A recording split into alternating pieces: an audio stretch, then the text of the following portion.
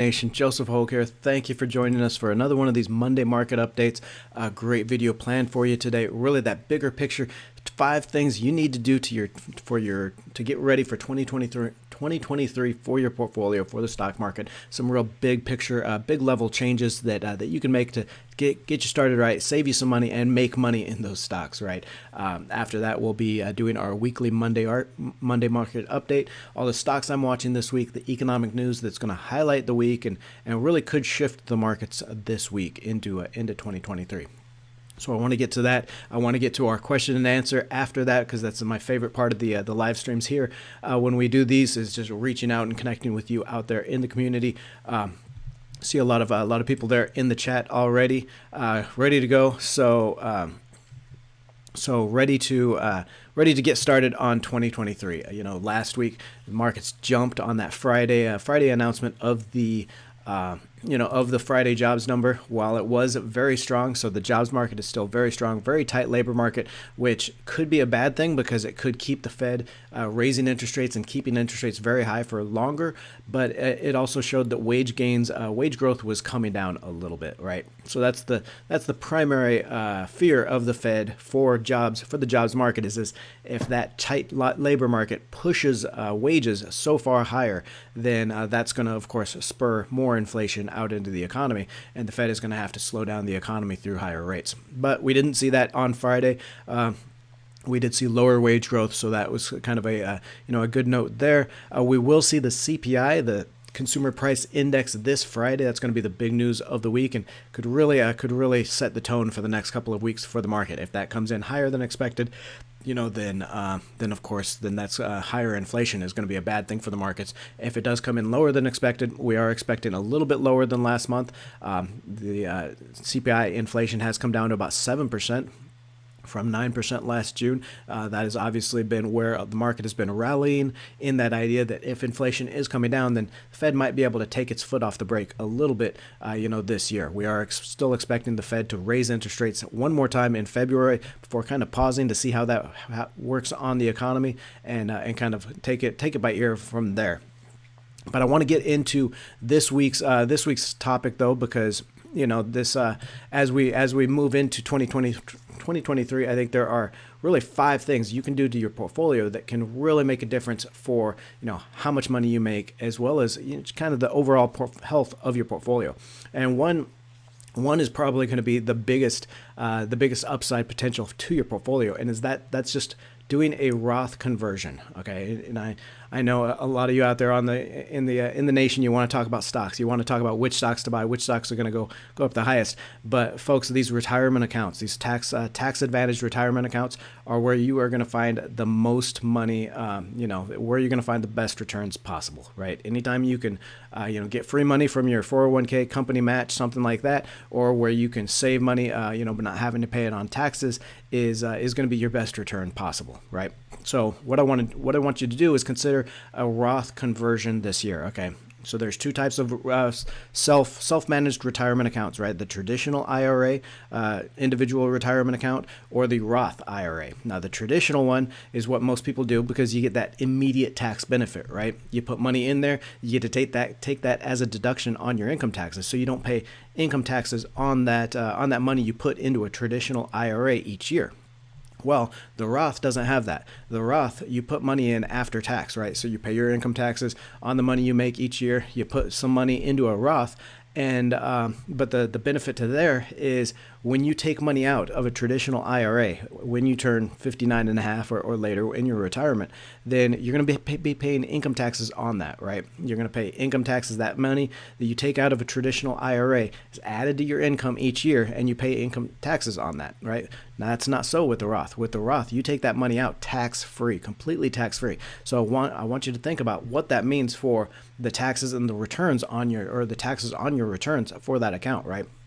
For a traditional IRA, you're not paying the income taxes when you put the money in, but then you're paying income taxes on what you put in plus the returns. So you're paying income taxes on the money that you put in and the returns when you take that money out. With a Roth, you already paid your income taxes on the money you put in. So that's the same as a traditional one. But you never pay taxes on your returns. In a Roth IRA, when you take that money out, you take it out tax-free. So you never have to pay taxes on those returns. That is, I don't know if there's a better way to invest in stocks than doing that. Tax-free returns for life.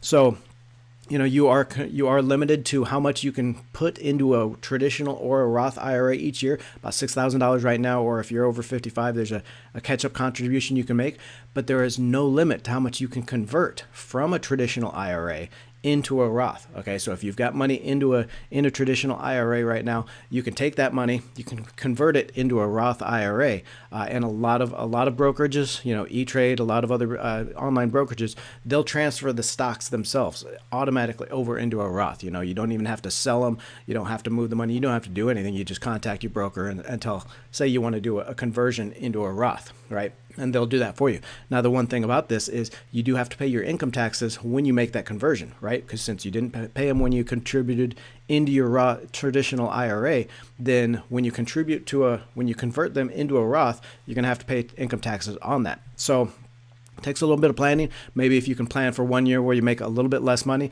then obviously your income taxes are going to be lower. But why I want you to do this year, why 2023 is perfect for doing these conversions, is because most likely a lot of those stocks in that traditional IRA, a lot of your stocks are probably down in value, right? They probably sold off last year. They probably lost some money. So when you do that conversion, if you convert those stocks or you move those stocks into a Roth IRA, that's going to be less money that you're going to have to pay on income taxes, right? If the stocks are down, if the value of that portfolio is down, you're going to pay less taxes when you convert that into your Roth. And then, those stocks are primed for a rebound over the next 5-10 years. Those are still, especially those growth stocks that have sold off so much, sold off maybe 70-80%.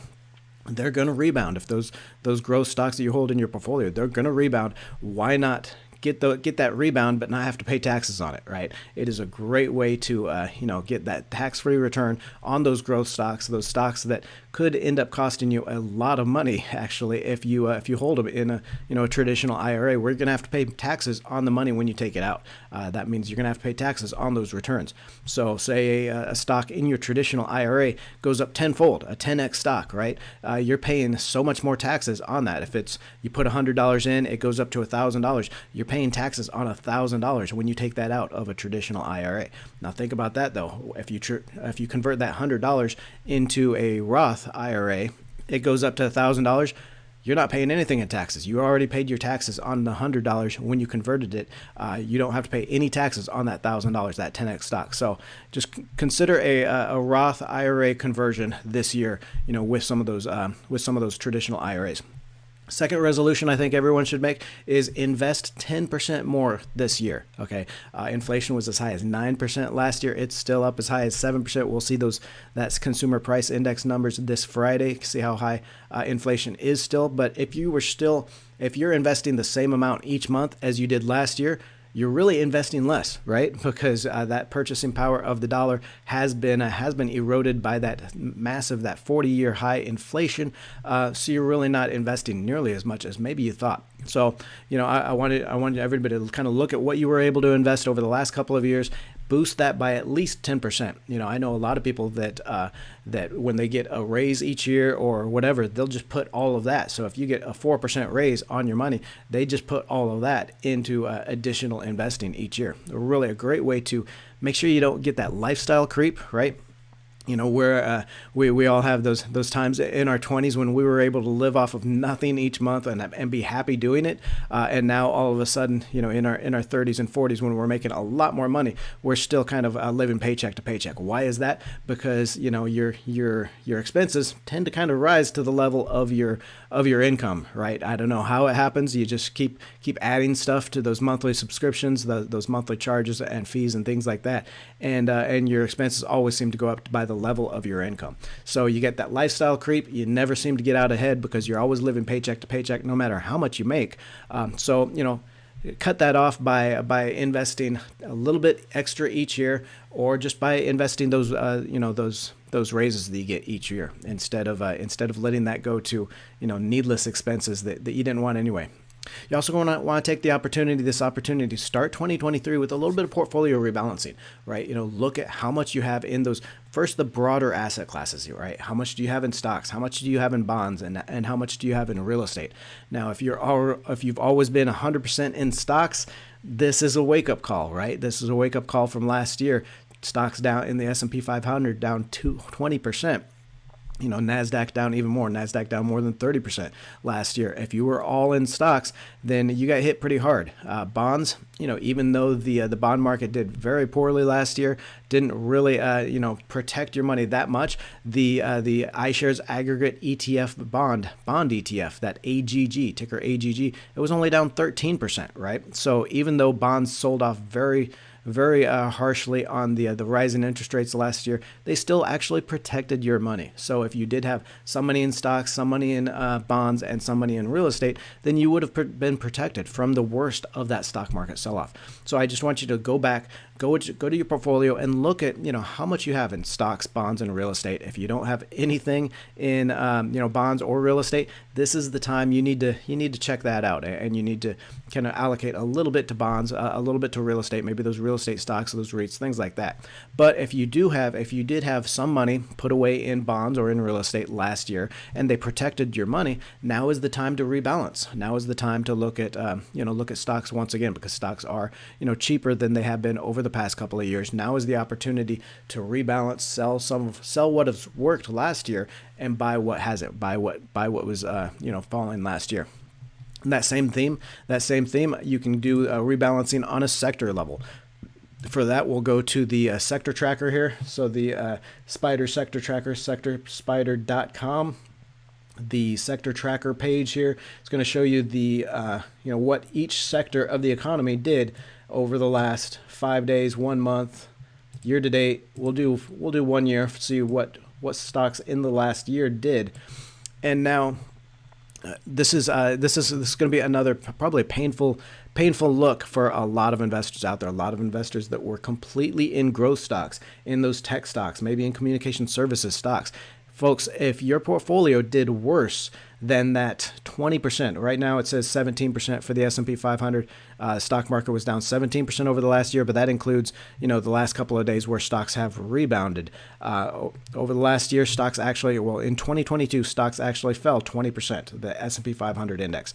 So if your portfolio fell by more than 20% last year, it's probably because you were just overexposed to a lot of the worst sectors. We had consumer discretionary down 38%. Communication services down 37%, technology stocks, tech stocks, they're down 29%, and then real estate down 26%.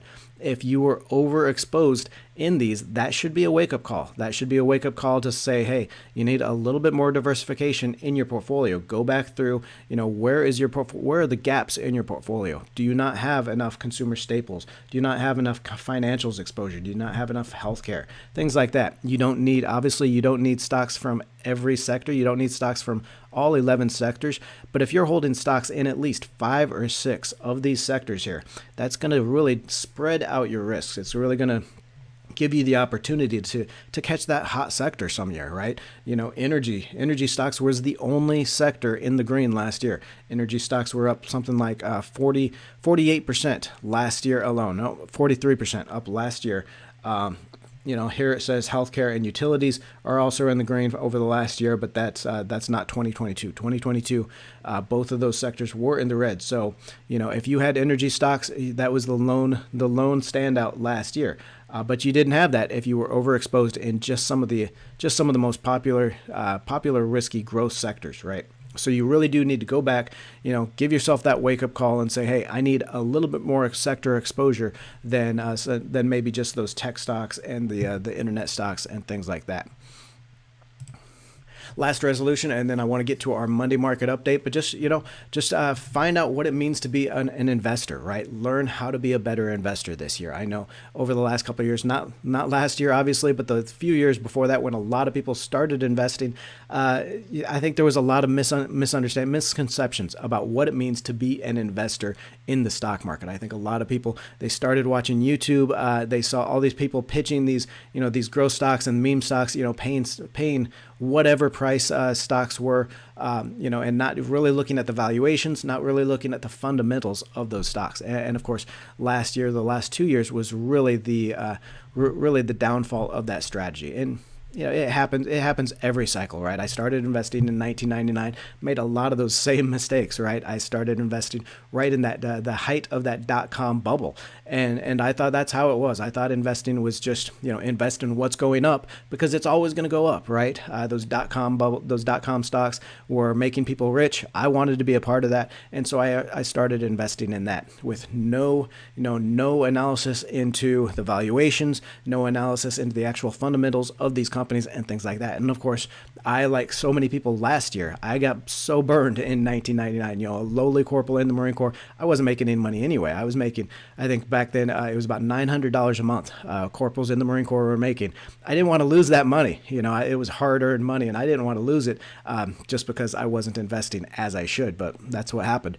Whenever we see these big bubbles form in the market, everybody gets excited. Everybody wants to invest in that next hot stock that's going to make them rich, and they do no analysis. They just follow, whatever bozo is online or on their blog or their taxi driver giving them those stock picks, telling them, hey, this stock has gone up 50% in the last year. It's going up again.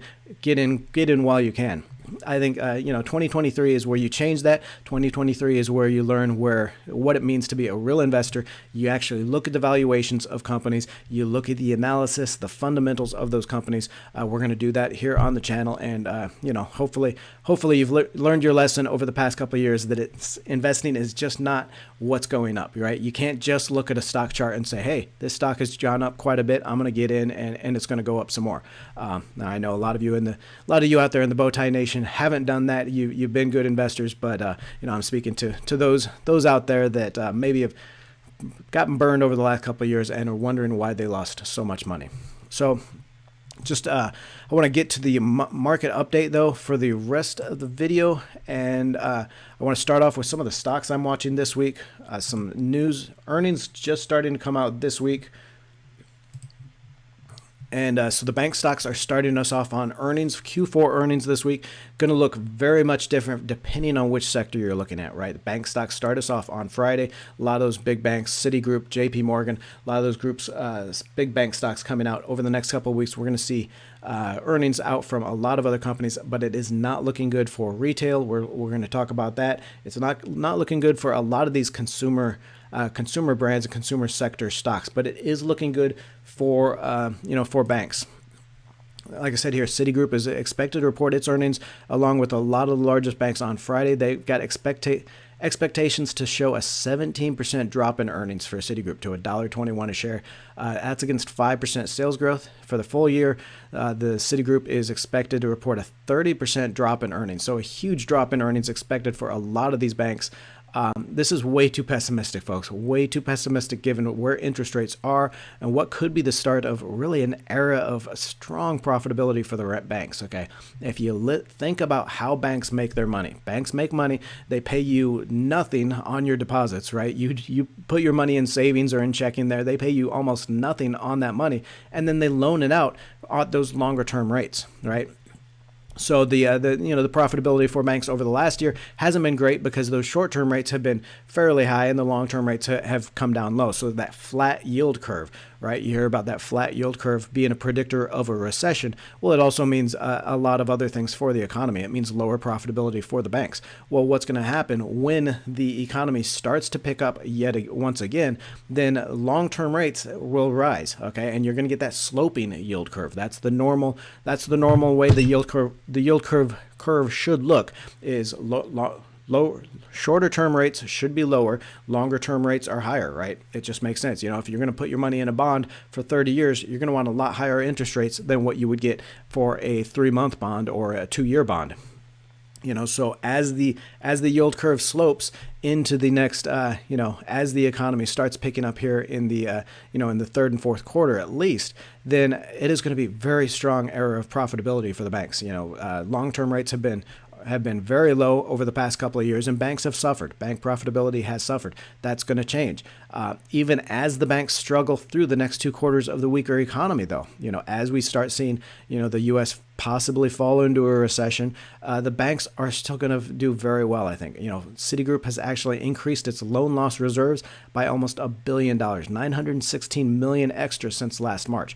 And again, this is that extra cash reserve that banks have. They take money off of their income statement, so that lowers their earnings. And of course that means a sell-off on the stocks because those earnings are lower. But they lower those earnings, they take that money off their income statement, and they put it in a cash account on the balance sheet, a what-if account. What if this recession gets bad? What if we have higher loan losses and loan defaults than we expected? We can take this money out of the cash account to kind of stop that gap, right?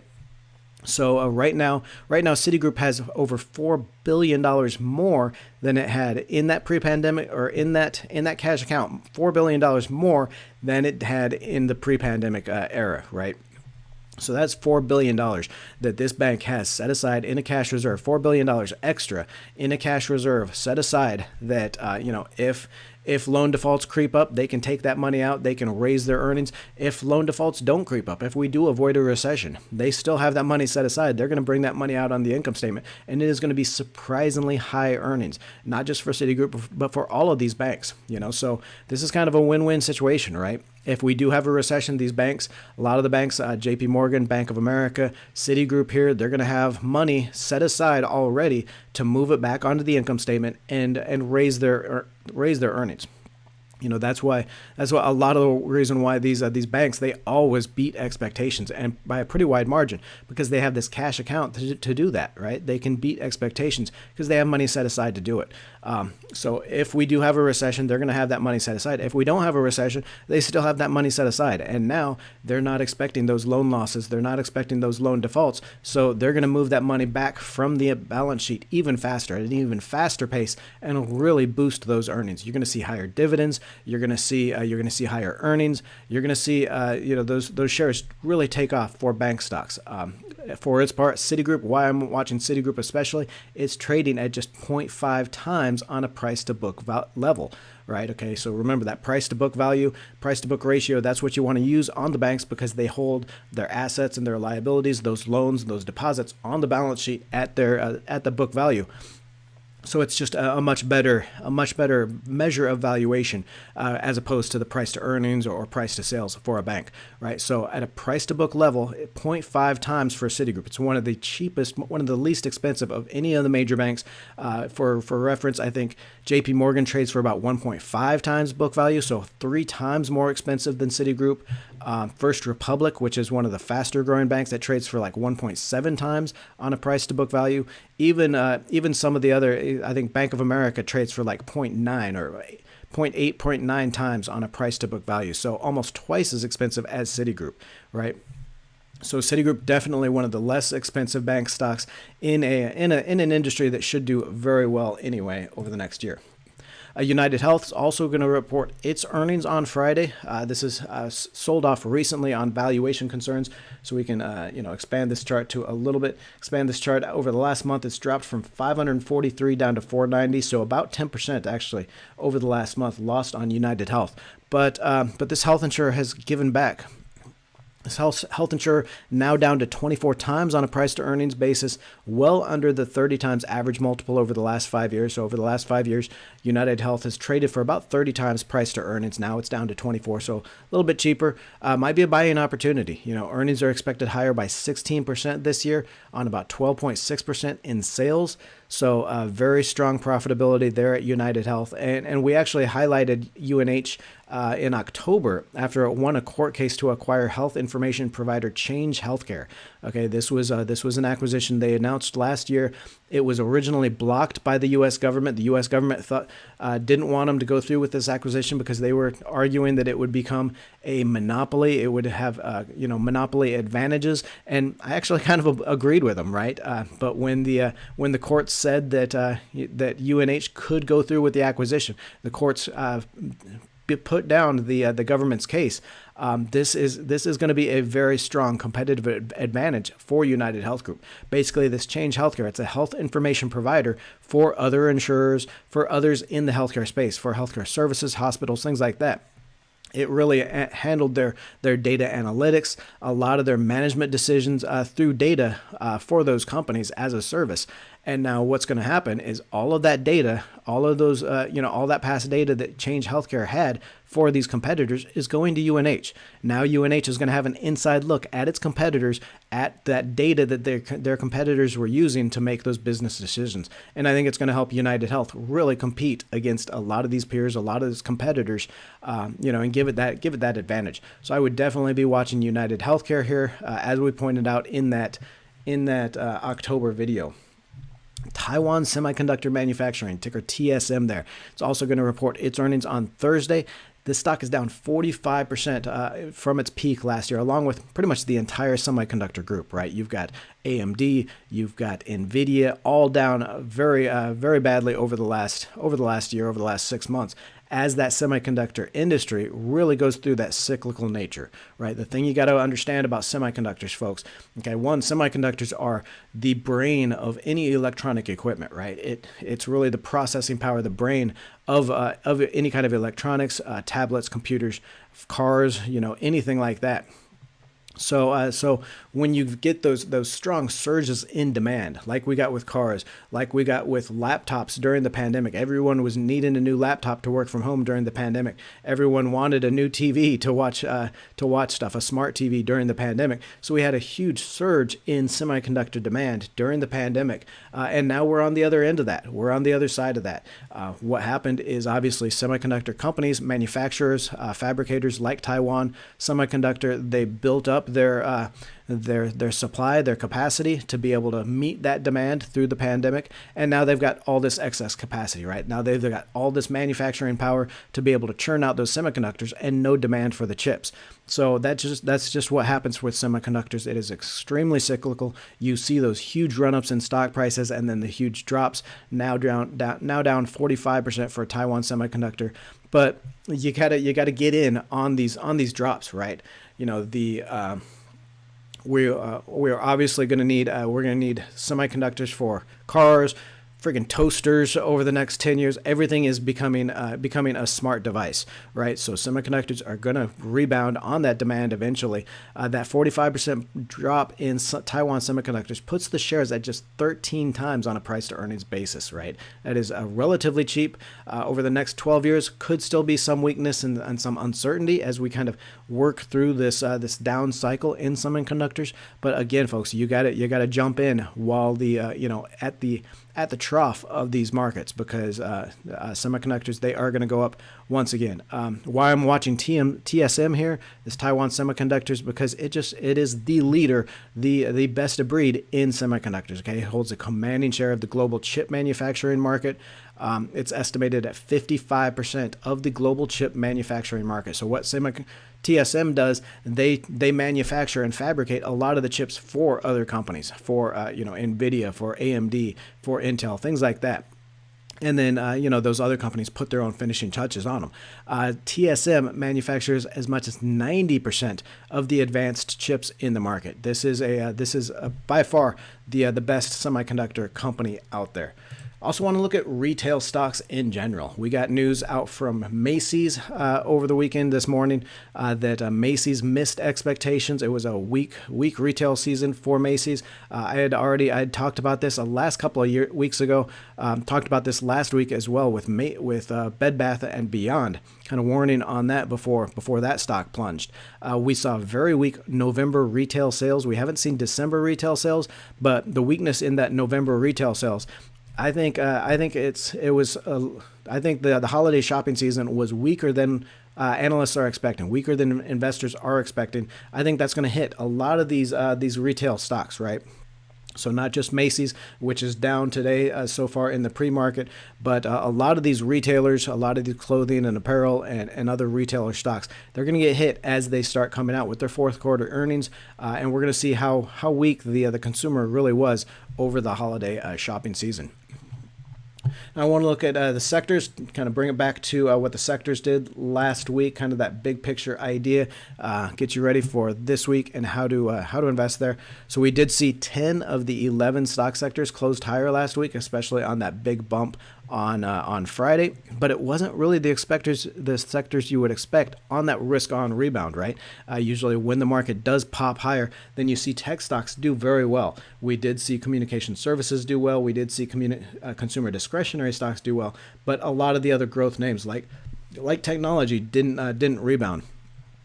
So what you got to do whenever, excuse me, whenever you see something like that, you go in through here to the sector and really see why it didn't rebound like the other ones. And what we see here is, if you change this to index weight, we did see that Apple and Microsoft were both down last week. Apple down 0.25%, Microsoft down 6.2%, down really badly last week. And that's those two stocks alone are 42% of the tech sector for the S&P 500. So tech did a little bit better than we might see here in this 0.25% up. If you remove just those two stocks from the sector, then it was up quite a bit more. So tech did a little bit better, but still underperformed the rest of the market.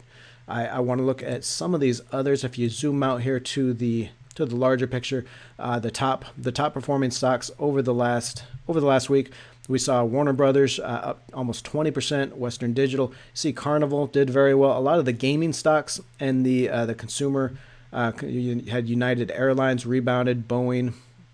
What I saw at Paramount Global here is streaming. If you look at the communication services sector, the top performing sector last week, we did see if it'll. There we go. We did see the streaming stocks bounce really strongly. The big winners last week, we had Warner Brothers up 20%, Paramount up 12%, even Walt Disney up 8%. A lot of those streaming stocks did very well on that rebound. Of course, those were some of the hardest hit over the last year, so you're going to expect some rebound in those social media stocks, meta platforms here. So Facebook was up 8%. Yeah, some of the other social media stocks like Pinterest, and those did very well last week as well. Those are, if you're bottom fishing, if you're looking for the stocks that really sold off last year, I think you can start looking at some of those. I'm not saying that the market won't fall here over the next couple of months. I think it will, as we confirm kind of a recession for the economy. But if you're looking for some of the stocks that really hit bottom last year, I think you can look for them in here in the communication services sector. I think you can look at especially social media stocks, which are going to rebound when advertising revenues start rebounding with the economy. The streaming stocks will come back as that advertising revenue comes back. It's still going to be a tough competitive environment for streaming stocks as well. But I think once that ad revenue increases, because of course, heading into a recession, heading into a weaker economy, that is the first thing to be cut by companies, okay? That advertising revenue, that marketing revenue, or that marketing spend by companies before they even start laying off workers. They're going to cut that advertising spending, and that really hit the social media stocks, that hit the streaming stocks last year. So what we're going to see is even before the economy really starts to rebound, even before hiring and employment starts to pick up, you're going to see companies come back on their marketing spend, on their advertising. They're going to raise those to see if they can get people to start buying a little bit more before they even start adding employees onto their payroll, right? They want to make sure the demand is there. So they're going to start marketing a little bit more. And you're really going to start seeing that come through in this communication services sector, in these streaming stocks, and in these social media stocks before a lot of the other stocks. Now, as far as economic data this week, there isn't a whole lot. We do see the CPI this week, along with the big banks. So starting off on those earnings seasons. So this consumer price index, that's going to be out on the 12th on Thursday. That's last month was 7.1% higher on a year-over-year basis for consumer prices. We are expecting a little bit lower than that, maybe 6.9, 6.8 on the headline number, maybe even as low as 6% on that core CPI number. So that is expected lower. If we do get a lower consumer price inflation reading this week, that's going to confirm that, should confirm that outlook for moderating inflation, for lower inflation, and stocks can continue to rally. I think if on the other hand we do get kind of a little bit higher consumer price inflation on Thursday, it's going to be bad news, right? Because it's going to deny that pivot talk and that idea of lower rates sooner than expected. Now I want to turn it over to the question and answer, favorite part of the live stream here. So I want to check out here, see a lot of old citizens of the Bowtie Nation there in the chat. Love seeing that. Melanie, how are you? Orston, Mark, good to see you all there. Justin's from Tallahassee, Florida there. Timmerstock from Germany. Good to see everyone there. Canada.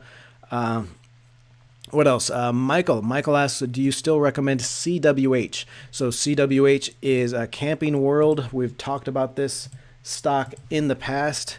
CWH, Camping World Holdings. This is one of the highest dividend yielding stocks in the market. It's paying 10.8%. I think that might have come down. I know the stock has done very well. That's year to date. So the stock did fall last year. Fell $30. That fell, about a sixth, right? So it actually did well compared to the markets, right? 25 divided by 30.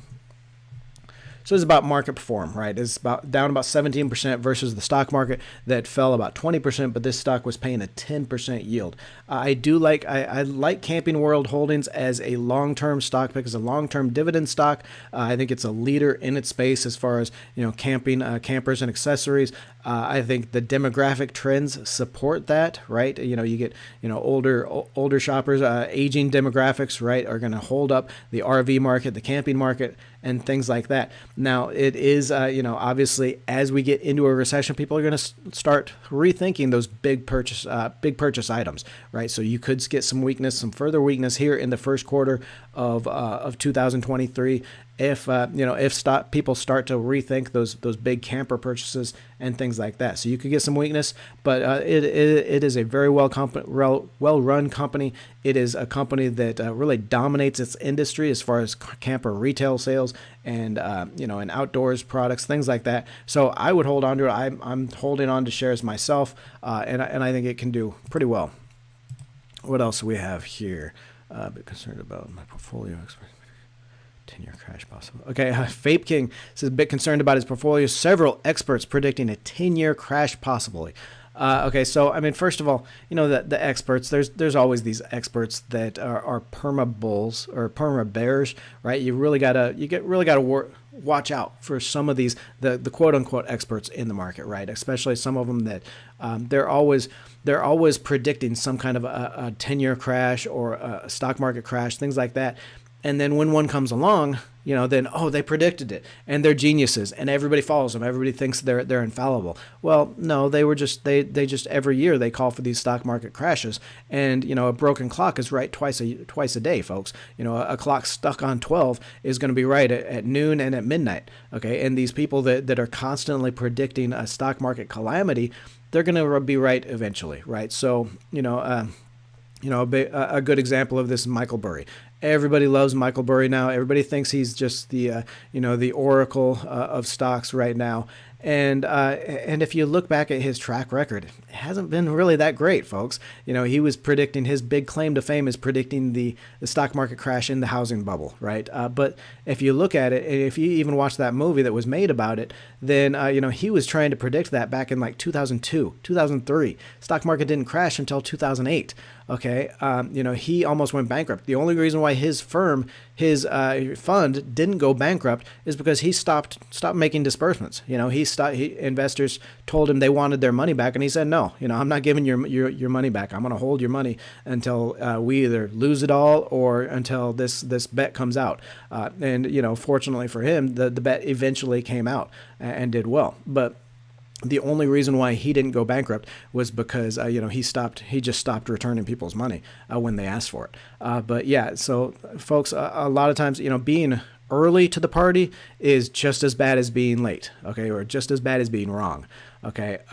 So you got to watch some of these people, him, some of the other ones that Dr. Doom, right? Norio Rubini, they are always calling for a crash. Eventually they're right, because there's always a crash eventually.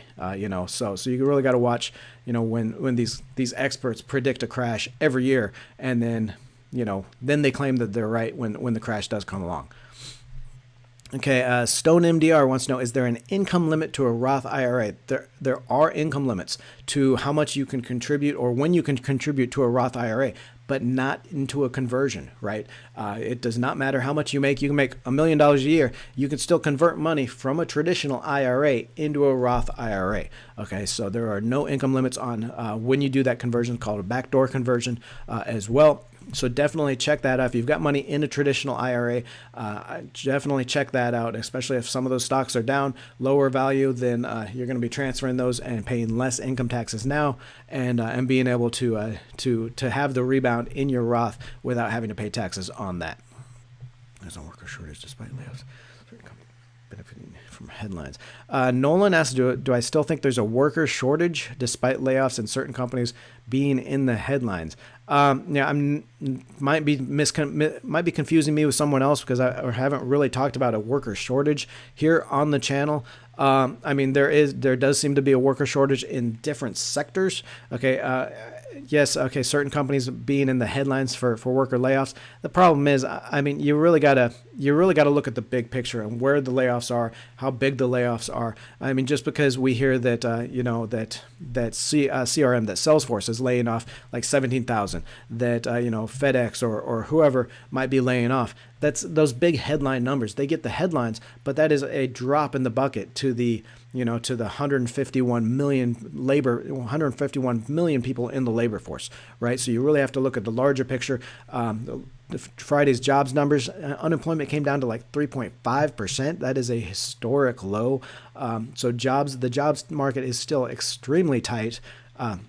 Yes, in tech, in some of those, obviously some of the sectors that we saw fall faster than others last year. So tech, those internet stocks, social media stocks, those are the ones that are laying off workers, because those are the ones that are being hardest hit by the sell-off in ad revenues, by the Apple privacy changes, by the by the sell-off in growth stocks. Okay, by those macro forces in the economy. There is so that's where the sell-offs, or that's where the unemployment is rising in that tech and growth industries, whereas the rest of the market, the rest of the economy, employment is still extremely tight. Retail, you look at any restaurant, any retailer, all that, they've got those hiring signs out. They've got those for hire signs out, and they're still hiring. What else? Deep Salmon, good to see you there. Joseph Flores, good to see you. Trying to hold an investment after a recession. Okay, Mr. Premium of the Option wants to know, what about selling options? Do you like that strategies? I do use the covered call strategy quite a bit as more of a long-term hedging idea. I don't do that on a weekly or a monthly basis, because I just don't want to get involved in trying to time the market month to month or week to week, that kind of thing. The problem was, and I know a lot of you out there are making a lot of money on that covered call strategy, right? Where you own the stocks, you sell call options against that. So you're collecting that premium on the call options. You still get the stock, you still get the dividends, all that. And it's been a very profitable strategy over the last year, because, stocks have gone down, or stocks have stayed level at best. So you're not getting called away on those stocks. The problem is, especially as we get into a bull market and those stock prices start to take off, you run the risk of missing out on a lot of that upside. Okay, so say you bought a stock for $100 and you sold covered calls at $120, right? Well, if the stock came down to $90, then you keep the premium on that covered call. You kept that money. It worked out great. You still have the stock. That's awesome. But now say you sold covered calls at $110 and the stock goes down more. The stock goes down to maybe 80 or 85 or whatever. You still keep the money on the option, and you still keep the stock. Well, now what happens when, the stock's down to 85, 80, 85, you're not making, if you're trying to sell call options at 110, you're really not making that much. So you decide to lower it to $100. You lower your call option to $100, you collect the premium. Now, as the economy rebounds, as that stock rebounds, the stock goes up to $110, $120. You're no better off. You get called away at 100. So you get only what you had in the stock, only what you paid for the stock at 100 there. You miss out on all that upside. Yeah, you got to collect these premiums over the last couple of years or over the last year, but you're really not that much better off than you thought. So you really do need to reevaluate that covered call strategy as we get into into a better economy, into the better markets. I do think stocks are still going to be very volatile, very uncertain up through these first 2 quarters, especially the first quarter as we start seeing those weak fourth quarter numbers come out. So that covered call strategy is still going to work over this first half of the year probably, but as we do start heading into that next bull market, into the later part of this year and beyond, then that covered call strategy might be start losing you money, might start costing you money. So I would start rethinking that, maybe sell those call options a little bit higher strike prices than what you would normally. Yeah, you're going to collect less money, but you're going to have more upside potential on the stocks. So yeah, I do use that strategy every once in a while, especially when the market is flat at best or not really rising that much. Okay. So Ambrose says, okay, so yeah, the contribution to IRAs this year is actually $6,500, $7,500 for $7,500 for 2023. Oh, nice. So yeah, you can, they're raising the contribution limits for those IRAs, $6,500 for last year, I believe, and then $7,500 for 2023. So thank you. Thanks to Ambrose for bringing that up. So Jesse wants to know thoughts on Robinhood, what Robinhood is doing with the Roth, with the contribution match. That's awesome. Yeah, I heard about that news. Okay, so if you haven't heard, Robinhood is experimenting with matching contributions to their to people's retirement accounts, right? So if you invest $6,000 or the limit or whatever into your retirement account on Robinhood, and I don't know if it's just a Roth in there or any IRA in Robinhood, they're going to match. They're going to do a 1% match. It's not a whole lot, I mean, it's only 1%, but it is a 1% extra return, right? So you might as well get all the additional return that you can. If you like Robinhood, I probably wouldn't choose Robinhood if I wouldn't go with Robinhood just for that. You have to be comfortable with Robinhood. You have to like investing on Robinhood and think that it's a good platform for the rest of your needs as well. Because that 1%, that's not going to do it if you don't like the platform, if you don't like investing on the platform. But if you do like Robinhood, if you do like investing on the platform, then that 1% match, that's 1% extra than you would have gotten anyway. So it's a pretty good deal. Okay, if you're open to Roth, you have until April 15th. Yep. So Joseph's talking about if you do have until April 15th until you file your taxes there to do the last year's contribution. So that's why we're talking about this conversion that you can do. You can still do it for last year, right? So you can still take the stocks that were down last year. You can convert them into a Roth. You'll pay the income taxes for last year when you file your income taxes this year, but you're going to have them in a Roth account where you're going to get those tax-free returns. What else? 22 buying year. What else? If you do have a question, go ahead and ask it. Ask it in the chat. Ask your question. Make sure you use a question mark so I know it's a question and I can see it there. Investing in my current plan, dividend investing. Okay, so nobody says I'm beginning to look into investing, and my current plan is to do dividend investing at the start for an additional income, and then to switch to growth. Is that a good idea? Actually, I think I would probably do just the opposite, right? You while you're young, you invest in growth stocks because those are the ones that are going to grow faster normally, right? So you let those growth stocks take off, make you a lot of money, as you start heading to retirement, and then you invest in the dividends, the dividend stocks that are going to provide that income.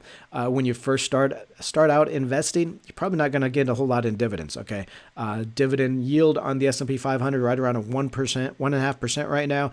Even some of these higher yield dividend stocks, 4 or 5%.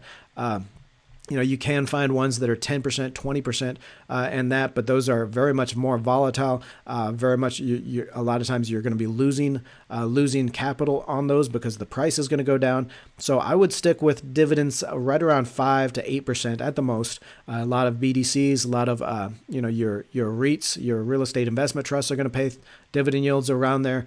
Good dividend yield, but even if even on a 5% yield, if you're investing $1,000, that's not going to be a lot to live on, right? $1,000, it's going to be $50 a year. That is not enough to really do anything with. So you can still invest in dividend stocks. I would reinvest those dividends though to help your portfolio grow faster. But eventually you're going to have that portfolio large enough that you can live off of those dividends. And so that's when you want to really start hitting those dividends.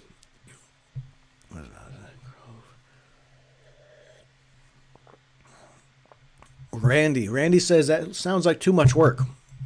And I'm going to assume that you're talking about the conversion, the Roth conversion. Well, if it's too much work to get tax-free returns, if you'd rather pay taxes, those when you take that money out in retirement, it's going to be on income taxes. If you're at a 20%, 30% tax bracket, if you would rather pay 30%, on your returns, that's good for you. I don't have that much money. I would rather have tax-free returns and not have to pay that money than and spend a little bit of time now trying to think of how to do that. So sorry, but can't help you if you're not willing to take that extra little time to save 20-30% on your money.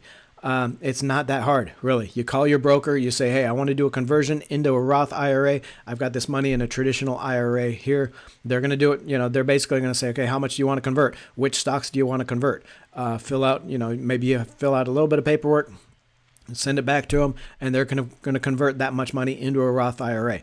It's going to take all of probably an hour, 2 hours tops of your time. You pay the taxes from whatever you converted, and that's it. And that's going to potentially save you tens of thousands of dollars in taxes. I really think you need to rethink it. Okay, Kenny wants to know, what date do you think the stock market will turn around as a whole and the bear market ends in 2023? What date? This is tough, man. I mean, I'm not gonna give you a date because I sure as hell don't know. Nobody knows when the stock market is going to turn around. I can tell you what I'm looking at for the economy, for stocks where they're at right now. I can tell you that, okay, we already know that the fourth quarter holiday shopping season was weak. That's going to hit. We're going to see the consumer spending has fallen and is not nearly as strong as we thought it was. That's a big part of the economy, right? So I think a lot of people are going to start rethinking that, the recession idea that we're going to avoid a recession. We saw the Fed increase interest rates at the highest pace, the fastest pace since in 40 years last year. Okay, and I'm come from an economics background, right? Worked as an economist for 5 years. I can tell you that never have we raised interest rates that far, that fast, by 4.5% in 1 year. Never are we're expecting a 1% increase in unemployment rate at least over the year. Never have we gotten that without a recession. Right. So that's why I'm saying, okay, we are going to get a recession. The stock market, we can look at expectations. So we can look at what the market is expecting right now with something like this. This is the FactSet earnings insight. And we can come down here to, okay, so this is the 2023, the bottom up EPS actuals and estimates, right? So dark blue bars here are the earnings per share of all the stocks in the S&P 500, the stock market, right? The gray bars here, the 2022, 2023, you see are the estimates. So the stock analysts are expecting the stocks in the S&P 500 to have reported $220 per share in over last year, 2022. And generally, they're pretty close, and all we're waiting for is fourth quarter. So stocks in the S&P 500 are cutting the lawn right now. So we're going to wait for them. Okay. So we're looking at probably about $220 for earnings of S&P 500 companies last year, that broad stock market measure. Okay. Now, right now, analysts, Wall Street, the stock market in general, is expecting those earnings to go up to $230 through 2023. I can tell you that in a recession, that is just not going to happen. Okay, recessions, we have data from Deloitte and Touche says the average recession knocks anywhere from 5 to 15% off of earnings, off of corporate earnings in the year of a recession. So I don't know how people think that we're still going to get 5% earnings growth in a year that we're going to have a recession. Okay, so from 220 to 230, it's probably not going to happen. So I can take things like that, things that we know, things that we're watching in the economy, and say that stocks are still kind of pricey. Stocks at 3,900 on the S&P 500, divided by the earnings that we had last year, 220. that's still 17.7 times. Okay, so stocks in the S&P 500, the stock market is trading at for 17.7 times on a price to earnings basis. It's not super expensive. I mean, we hit like 30 times, here in 2021. We fell down last year, but they're still pretty expensive, 20, 25 times. So they're not expensive, but they're not at the point that you can have confidence and say, hey, this is a good price for stocks. If we're looking at, a possible recession in the economy, if we're looking at weakness for a lot of stocks, stocks aren't cheap right now. Okay.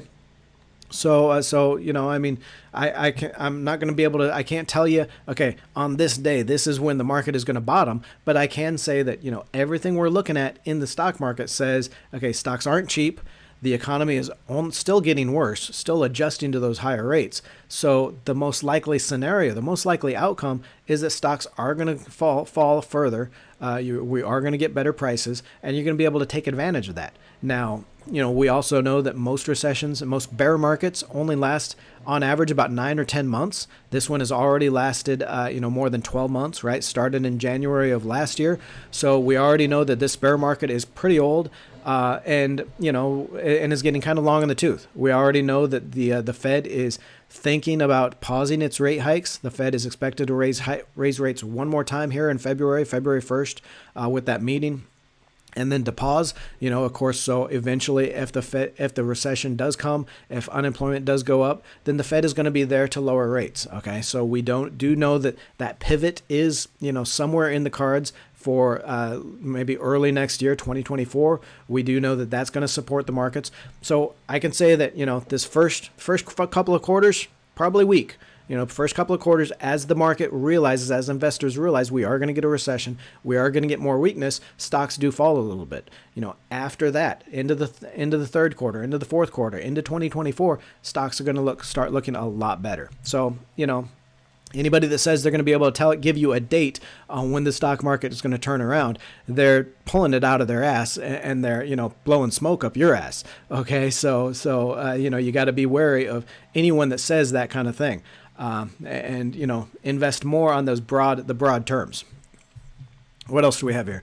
The Quag says CFG is a good bank. I love CFG. CFG is a good one. I've also got First Republic. All you out there in the nation know I like SoFi as kind of that Fintech bank in stocks there, as well as Citigroup as one of the less expensive ones. What else? Can you talk about Capital One? I haven't really talked about Capital One a whole lot. I mean, we can just kind of look at where it's at. We can look at where the stock is at. I know it's a fairly good dividend paying stock. Obviously a very strong financial position in credit cards there. So 2.6% yield over the last year. It's down, it's down from 160. So it's down, it's down by more than a third. It's down by more than a third over the last year. So it underperformed the market, really on a lot of that, the fears that, credit card default rates would increase, things like that. But I think if you look, so what's it at a price to book value? So if you look at price to book value, 0.73. I mean, that's solid. We can look at the past. This is quarterly here, so it has come down quite a bit from 0.94 times price to book. I know is at over 1 times price to book in the past. So it's fairly inexpensive here, especially given relative to the past. I can't tell you beyond that as far as the fundamentals. I know it's got a good position as far as credit cards and lending and that kind of thing.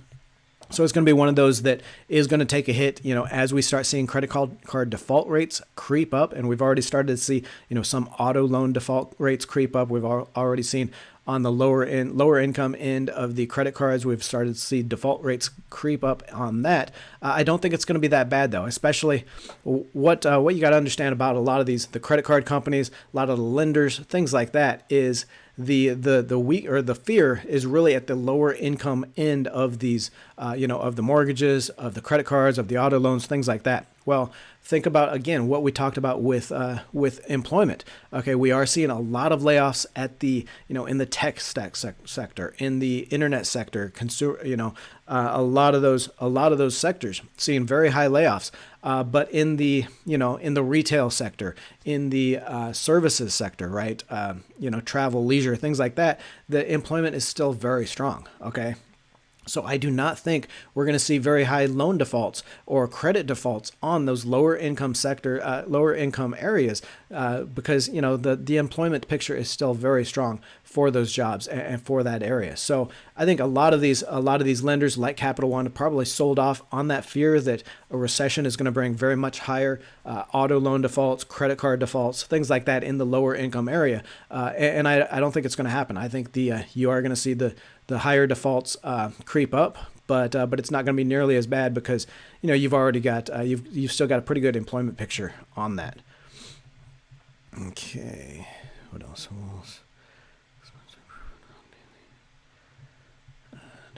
UNH. Okay, Phenom 603 asks UNH and AZO for a Roth, and for banks, would MSCI be a good choice? MSCI, believe that's, who's that? Moody's, right? MSCI. It's Moody's Corporation, isn't it? I want to say MSCI. I thought it was Moody's. Leading provider critical decision support tools and services for global investment community. Yeah, that's Moody's. MSCI isn't necessarily a bank. It's more of a financials information provider. It's a 1% dividend yield. For Roth, there's really two types of stocks I think you should consider for your retirement accounts, right? For the Roth, for the traditional, whichever. One is a high dividend yield. Okay, so if you're a dividend investor or if you have dividend stocks in your portfolio, then you should probably consider those for your retirement accounts, right? Because otherwise, if you have a dividend stock in a regular taxable account, you're paying taxes on the dividends you receive every year. Doesn't matter if you reinvest them, doesn't matter if you keep them in your portfolio, doesn't matter what you do with those dividends. If you get a dividend check, you're going to pay taxes when you file your taxes the next year, right? Unless they're in a retirement account, right? So, any high dividend yield stocks, put those in retirement accounts so you don't have to pay taxes until you take that money out in retirement. The other stock that you should consider for for those retirement accounts are those growth stocks. Okay, those very, those growth stocks you expect to be a 10x, expect to be the next Amazon or whatever like that. You're gonna pay a lot of taxes in that, if it's in your if it's in your taxable account and when you sell it and you make those capital returns. Okay, so if those growth stocks are in a Roth account, you never pay taxes on those returns. Great options for that. So dividend stocks or high growth stocks, those are the ones you want in your retirement accounts. Okay, not so much maybe the value stocks, maybe some of the other names. I would keep those in a regular taxable account.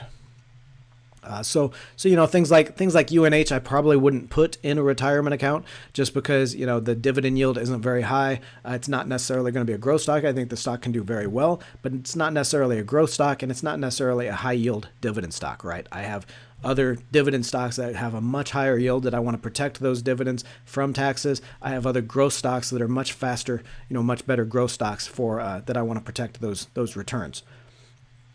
MSCI, MSCI, not necessarily a bank. I would go with the lending banks. So you've got Citigroup, you've got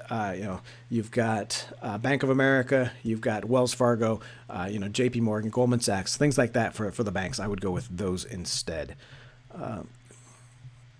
Okay, what do you think about bonds and BHK to buy? So Toby wants to know about bonds and BHK. Not sure what BHK is here. Okay, so the BlackRock Core Bond Trust is BHK. I like some of the Vanguard ones, the iShares ones, the BlackRock Core Bond Trust. Probably another. Ooh, yeah. I gotta wonder, folks, when you see a bond fund paying 8.6% dividend. I imagine this is probably either a closed-end fund or something's going on here because bonds don't pay that kind of dividend. Okay, they don't pay that kind of interest. Anytime you see a bond fund that is paying that kind of 8.6% interest, it's probably a closed-end fund where they're taking a massive amount of just a massive amount of leverage to leverage that return up, those dividends up to be able to pay that kind of a dividend yield. So I would probably stay away from that because, when you buy a bond or a bond fund, you're looking for that protection. You're not looking to get rich. You're not looking for a huge dividend yield. You're looking for the protection of, hey, just in case the stock market falls more, I want to protect some of my money in these bonds. I want to still get a solid dividend, a solid return to protect the purchasing power. But I'm not looking to get rich, okay? Because the problem is when people invest in these closed-end bond funds, right? And they think, hey, it's a bond, so it's going to protect my money, but it's a fund paying 8.6% return, so I'm going to make a lot of money, and it's going to protect my money. Well, it's not going to protect your money, folks. I'm sorry. You look at these bond funds, you look at what these do, and you can look, over the last year, this bond fund has fallen from $15 down to $11. So it's about 30%, right? So 11 divided by 15. Yeah, that bond fund lost 27% last year. Okay, so it definitely did not protect your money. We looked at the AGG, so the iShares aggregate bond fund, the ticker AGG, that only fell 13%. So this bond fund fell double what that fund fell. And it's, again, I can guarantee you, if this is a closed-end fund, it's because they're leveraging that up to try to get higher dividends and try to attract investors on that dividend yield. You don't need it, folks. Don't mix your dividend fund with your bond fund and all that. Bonds aren't there to make you rich. They're not there to make you high dividends. They are there to protect your money. Okay, so for bonds, I would go with, like we talked about the AGG, which is the iShares Core Aggregate Bond Fund, only pays a 2% dividend. But again, you're not looking for huge high dividends. You're not looking to get rich on a bond fund. You're looking for it to protect your money. So I would look at the AGG. I would look at maybe the BLV, which is the long-term Vanguard bond fund. Now, this one is going to lose more money as interest rates go up. So that's why it lost quite a bit more money last year, but it does pay a 3.9% dividend yield. That's probably, 5% is probably the highest dividend yield I would look for in a bond fund.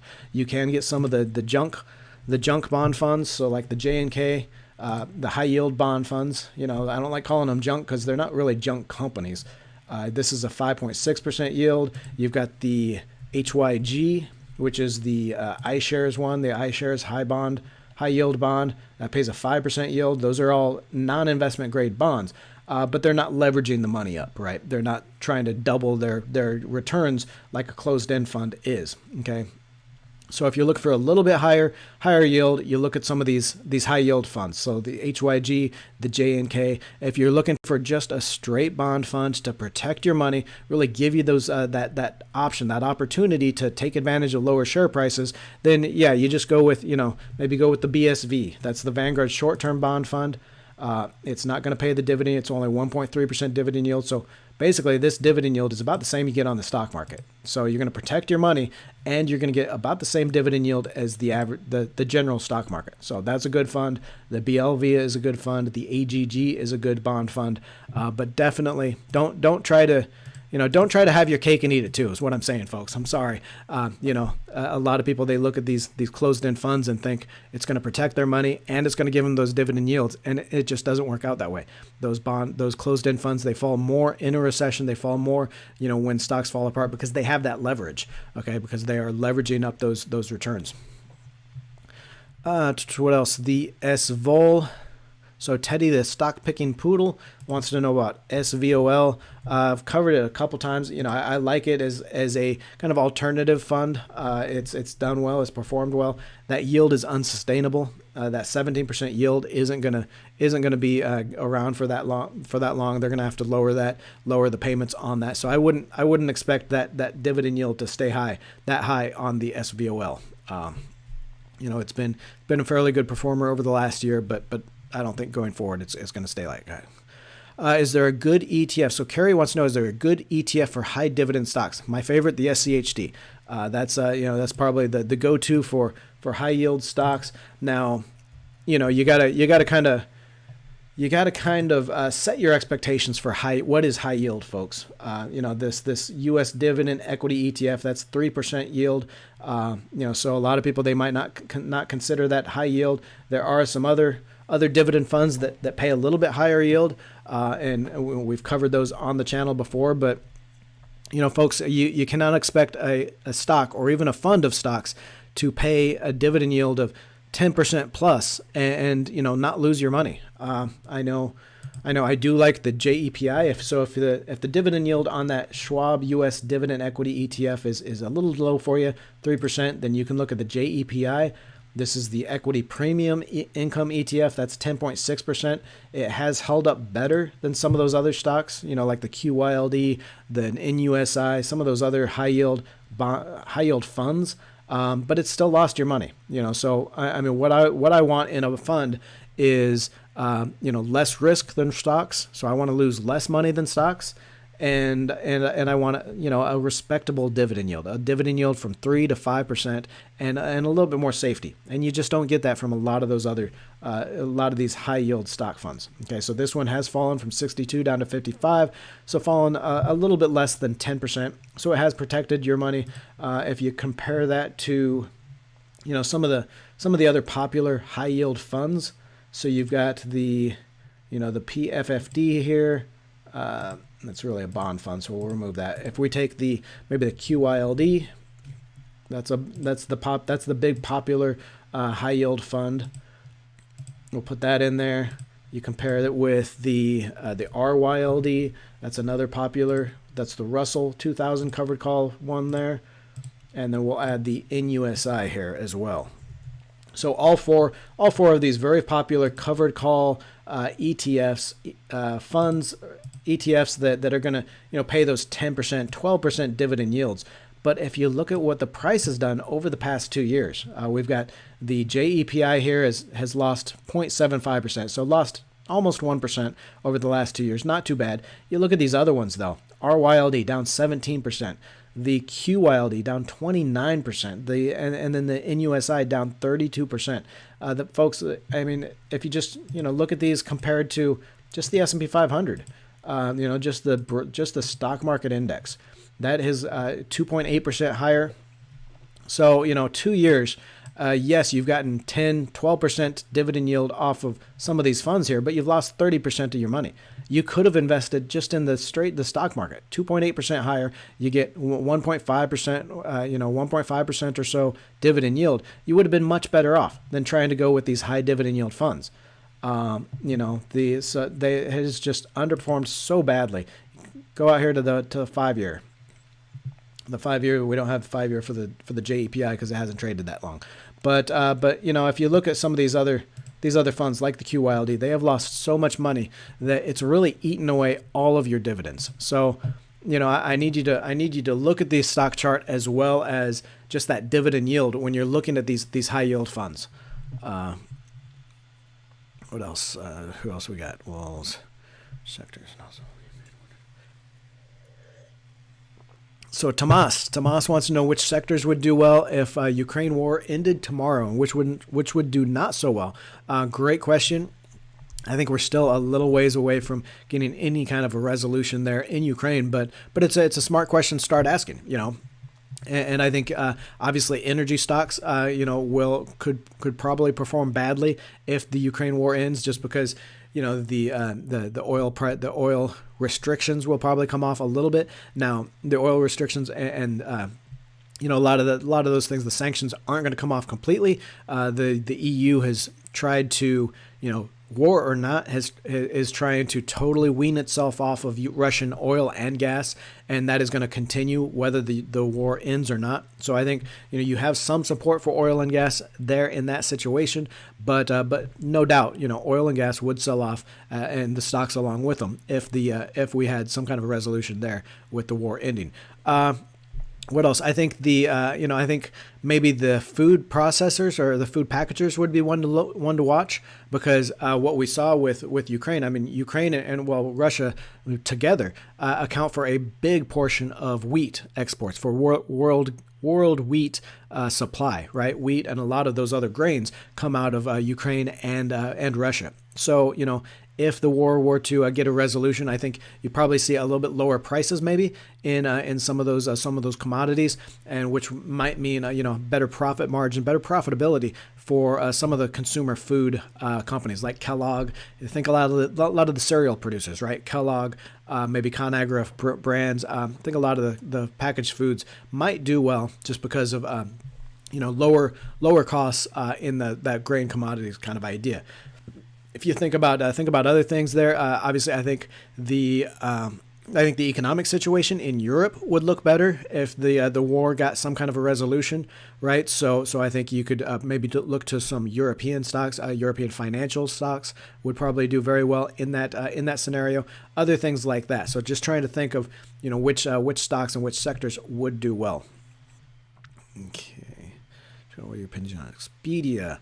The Quiggs wants to know about Expedia. Haven't really looked at travel. I know travel did well, except over the past couple of weeks with that cold snap, with that bomb cyclone. I think a lot of people lost faith in travel, and it really hurt. What I'm looking at is trip.com for travel, Asian travel companies, right? Especially Trip.com, which is the China equivalent of Expedia.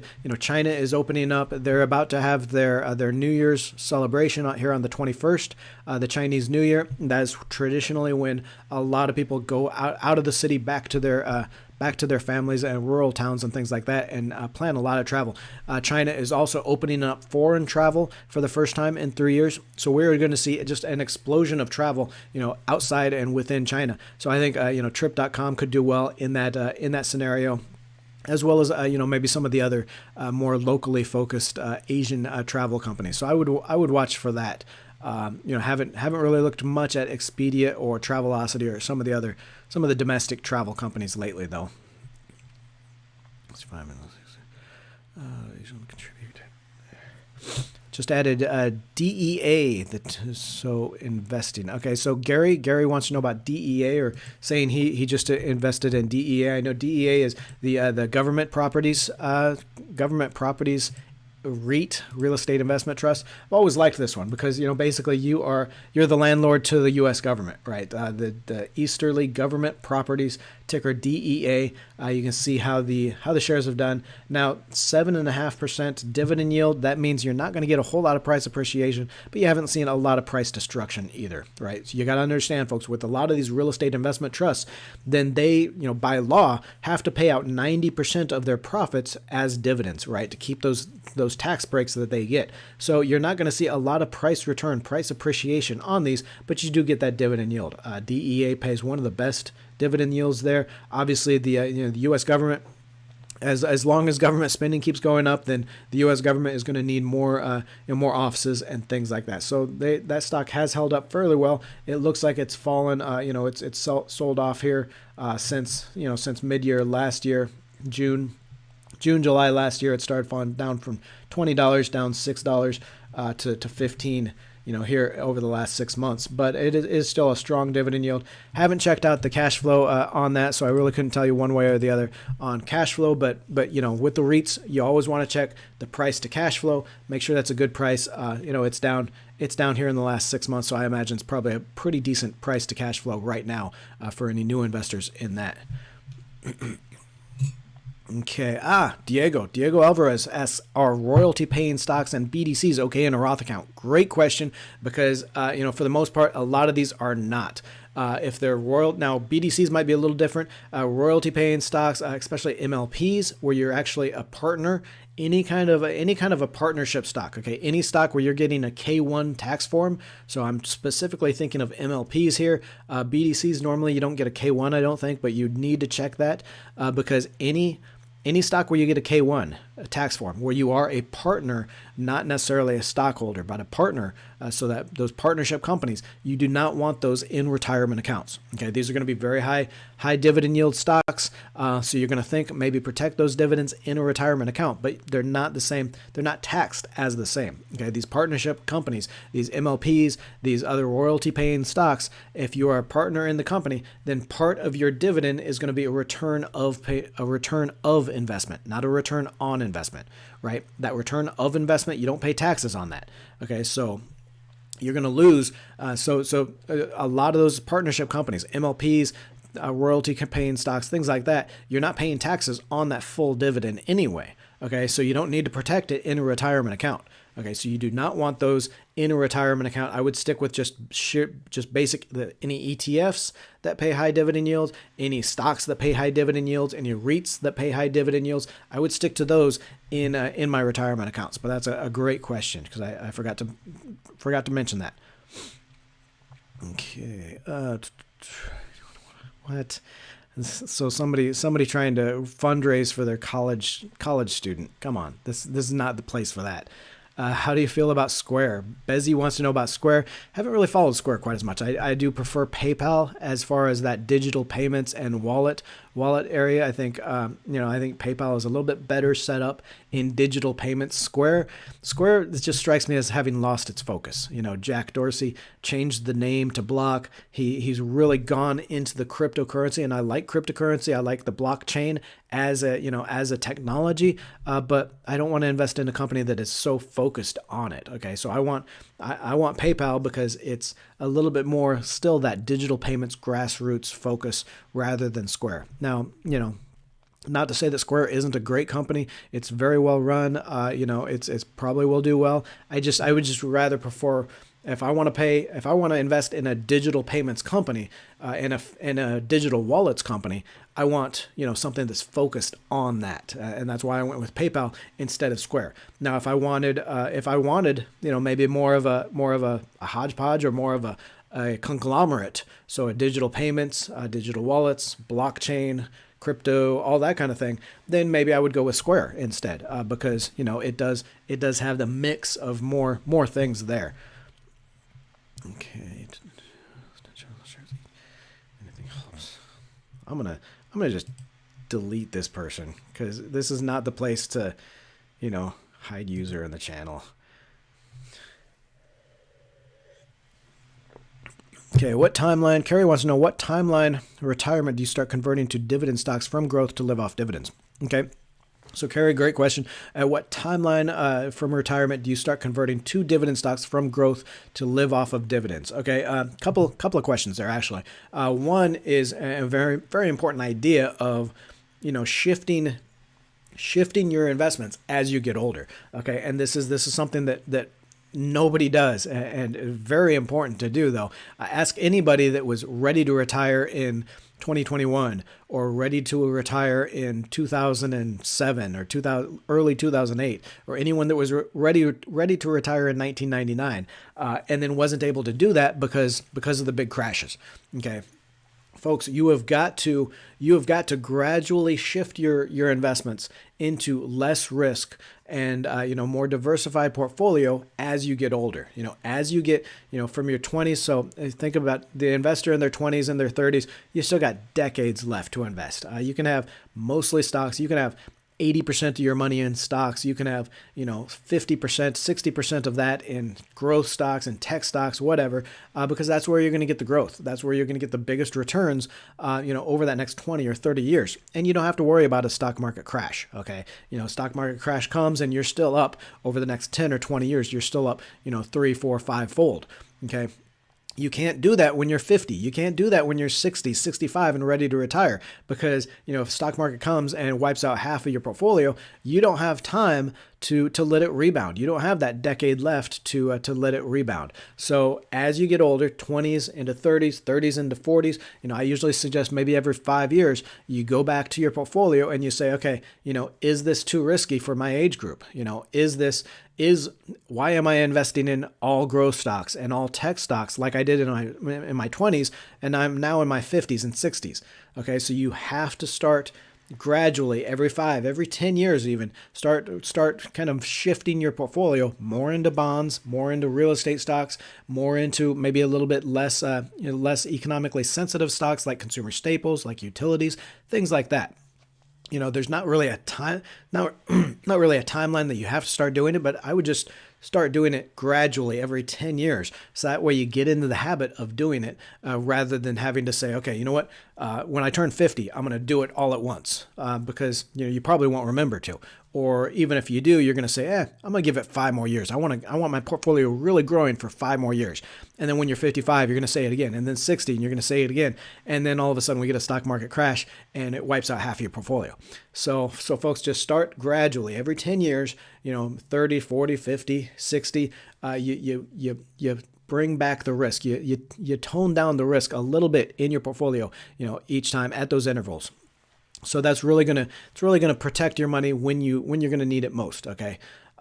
As far as when you convert from growth to dividend investing to start live off those dividends, a little bit kind of the same idea, right? You start gradually converting that share of dividend or that share of growth stocks into maybe a few more dividend stocks every 10 years. You start shifting a little bit more from growth to dividends. And then by the time you're, 60, 65 or whenever you're ready to retire, then you've got more dividend stocks, you've got more dividend money coming in, and you can live off those dividends. So great question though. Okay, I missed it. I had another question, and I scroll. Okay. Kenneth says he's recently retired at 57.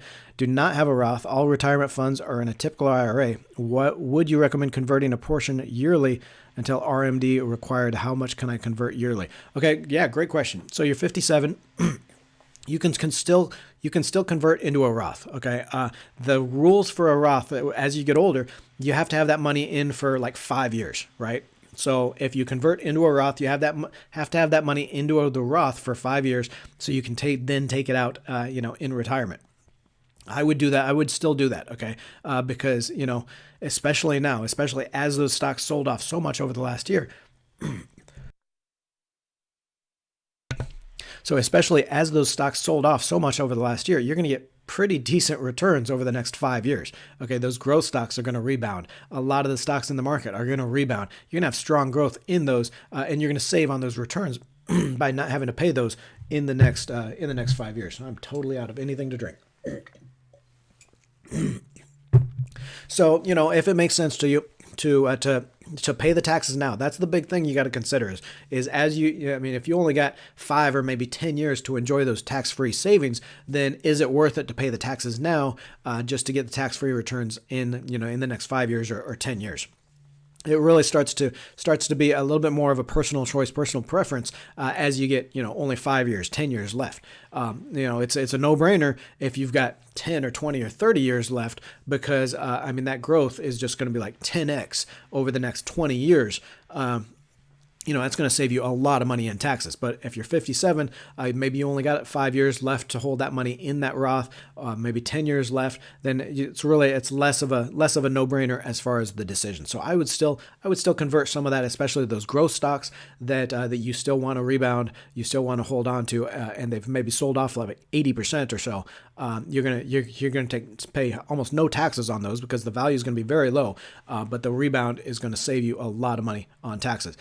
There is no limit to how much you can convert. You can convert as much as you want from a traditional IRA into a Roth IRA. Just remember, you do have to pay the taxes on that conversion, the income taxes. So, if it's going to put you into a higher tax bracket and you're going to have to pay much higher percentage taxes on that conversion, then maybe you convert a little bit less so you don't pay quite as much in taxes. Time, maybe even decrease. Okay, Brian wants to know if your salary is expected to stay constant over time or maybe even decrease.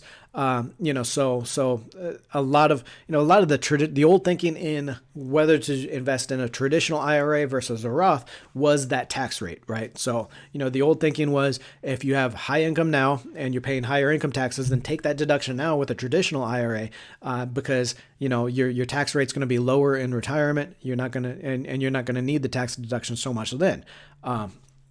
Or the tax-free money then, right? So that was the thinking. But I like having both, right? So I have a traditional IRA, I have a Roth IRA, I have money in both. I do a conversion every once in a while to move a little bit more into my Roth, just because one, you never really know what tax rates are going to be in the future.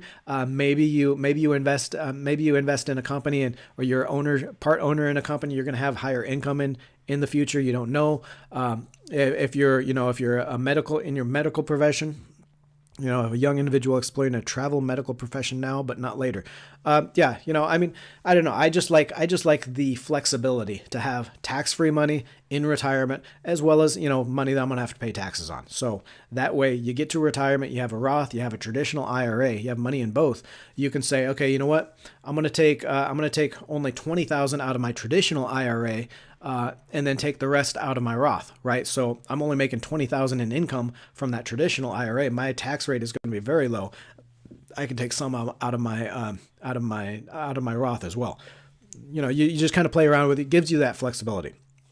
So I wouldn't worry too much about, what my tax rate is going to be now, what it's going to be later in the future. I just have a little bit of both, right? Okay, robo-investors worth the cost, specifically Schwab, 5,000, 25,000, intelligent portfolio. Nobody asking robo-advisors, great question. I love robo-advisors. I love talking about stocks, stock picking, buying stocks and the market and things like that. But folks, honestly, for 99% of the people out there, just have a big part of your money. You don't have to, you can still watch the videos, you can still pick stocks with part of your money, but just have some money set aside in a robo-investor, in an ETF, in these funds or whatever that is just stress-free, no risk, no decision, right? You just put a little bit of money into them every month and don't worry about it, right? Because that's, you're really saving yourself from yourself. Okay. The average investor, researcher Dalbar does a yearly survey of investor returns and finds that even though the long-term average of the stock market is about 7-8% return a year, the average investor only gets like 4.6-5% return a year, right? And it's because they're making all those kinds of bad investment decisions, right? They're in and out of stocks. They're trying to time the market too much, and they're ultimately costing themselves a lot of money, right? So what we talk about on the channel a lot, that core satellite strategy, that core 3 to 5 ETFs that make up 50-60% of your portfolio, that just 3 or 5 ETFs, exchange traded funds that you really like, the SCHD maybe, the even the market, the SPI or SPY, or the Vanguard, the VTI, right? Some stock funds that give you the entire market, the bond market with maybe the AGG there or something, that you just put money in every month. You don't worry about the stock prices. You don't worry about the returns. You just put money in those every month, and you don't worry about it. And it is a stress-free way to invest. Same thing with these robo-advisors, right? Robo-advisors, they're going to pick 3, maybe 4 ETFs or funds for you. They're going to put your money in that, and they're going to manage it for you for that. And a lot of these robo-advisors really aren't going to do anything. They're just going to pick a few funds that is right for your age group, and they're going to put your money in there every month. They're not going to be trading in and out of those. It's just going to be a buy and hold portfolio. So, I mean, they're fairly cheap. It doesn't cost much to use those robo-advisors. I say you can do it yourself, really. I mean, just have those 3 to 5 funds that is like 50 or 60% of your money, of your portfolio. Put your money in those every month and don't worry about it. You do the same thing as a robo-advisor, but you save on the fees that you would pay a robo-advisor anyway. And then, with the rest of your money, maybe 20% of your portfolio or 30%, you pick those individual stocks that you think can really do well. You get that chance for a little bit extra growth return, but you get that not guaranteed. Nothing is guaranteed, but you get that comfort, that you get that confidence that the money in that core part of your portfolio, the ETFs and that is going to be there when you need it, and you're going to get that market return, right? So, robo investors, great option for a lot of people. I think you can do the same thing yourself with just 3 or 5 ETFs. But either one, the Quags wants to know about PIMCO closed-end funds. I don't care if it's PIMCO or whoever. I mean, I like PIMCO. Obviously, Bond King Bill Gross, he's a CFA charter holder and everything. I met him. He's a great guy. In the past, he's not there anymore, but he used to be the big PIMCO guy. So, I mean, I like PIMCO. But closed-end funds, PIMCO or not, I don't like closed-end funds. They just cost too much. Okay, I've talked about a couple of them on the channel before. I just don't like them though. They're just, you're paying 2 or 3 times more in expenses than you would pay for any other fund. There is always, if you find a closed-end fund, I can guarantee you there is always going to be an ETF option that is the investing in the same stuff that is going to give you the exact same options, the exact same yields, the exact same risk profile for maybe half the cost. So, and these closed-end funds, they're just over leveraged. They're too volatile. They jump up and down too much. And I just tend to avoid them. Right. Okay. Alex wants to know how about penny stocks? Do you still recommend Remark? I haven't looked at Remark in a while, but I can tell you, for those penny stocks, haven't talked about penny stocks in a while. Actually, just putting together a video here in the next month or so about penny stocks, looking at some more penny stocks. A lot of those penny stocks, you got to understand, startup companies have had a really rough year. They're going to have a rough year anytime the market crashes because that private funding, that private market for funding has just dried up. Okay, so penny stocks, private companies, startup stocks are all going to crash, anytime the stock market even hiccups. Okay, so we've seen, Remark has fallen quite a bit. It was up quite a bit, recommended it early in 2019, 2020. We were in there right around $8 a share, I think, or less. It was 2019. I think we were about $7.20. It hit up to about $30 a share, and now it's back down to $1. So it's sold off quite a bit. I think this was the oil and gas, or this was the gas one, wasn't it? What was the Remark? The AI-based solutions for business and software developers. That's right. It's a very strong sector, AI, right? Obviously, anything AI, anything growth stocks have just crashed hard over the past couple of years as all of that funding has come out of it, all of the enthusiasm has come out of it. But you got to look at these companies, especially the penny stock companies, as at least 5 to 10 year investments. Okay, with your penny stocks, folks. This is what I did in venture capital. Okay, you got to look at those stocks that. Venture capital, those private companies that, could just change their industry, could dominate their industry, and are going to be good investments over the next 5 or 10 years, right? And you got to commit to holding them that long, because I can guarantee you, even a professional portfolio, professional venture cap portfolio, like the ones I helped analyze for, even those out of 10 stocks, 6 of them are going to be duds. 5, 6 of them are going to be duds. Might return your money, might even return a little bit less than your money over 5 years. But it's just those 2 or 3 or 4 that are going to do 10 or 20 times your value, your money. Okay, so your portfolio return on those 10 stocks is going to be closer to 20-25%. You're not going to be 10x on the whole portfolio, but 20-25% annualized return gets you to 10x in 10 years. Okay, that's what you're looking for on these penny stocks. Okay, but to do that, to give those the option to do that, you're gonna have to hold them for those 5 or 10 years, because you never really know which stock is going to be the one that does that 20 or 30 times its value. Okay, you could get you get lucky right off the bat, and one goes up 2 or 3 fold, or one comes down 20 or 30%. But you never know which one is going to be the real survivor, which one is going to get bought out, which one is going to go public in the next 5 or 6 years, things like that. I would go with the ones like Remark here that have a good, strong growth industry, a strong product, a unique advantage in that growth industry, and just hold on to it for 5 or 10 years. Okay, back on video indicating that Citigroup was the best value stock to buy. Is that still the case? Adrian wants to know if Citigroup was still the best value stock to buy. We just talked about Citigroup a little bit earlier. I think it's one of the best stocks to look at. 0.5 times on a price to book. It is the value stocks that I'm really watching. Okay. Again, Citigroup, looking at bank profitability, going to be the highest it's been since like the 80s over the next couple of years, and all the banks in the industry are gonna work off that. Thoughts on MPW? So George wants to know about MPW. Great stock is another stock I hold. Another stock that is just got battered relentlessly last year. But this is one of the few high yield stocks that I would actually keep holding on to. This is Medical Properties Trust, and we'll bring it out here. This is a 9.4% dividend yield.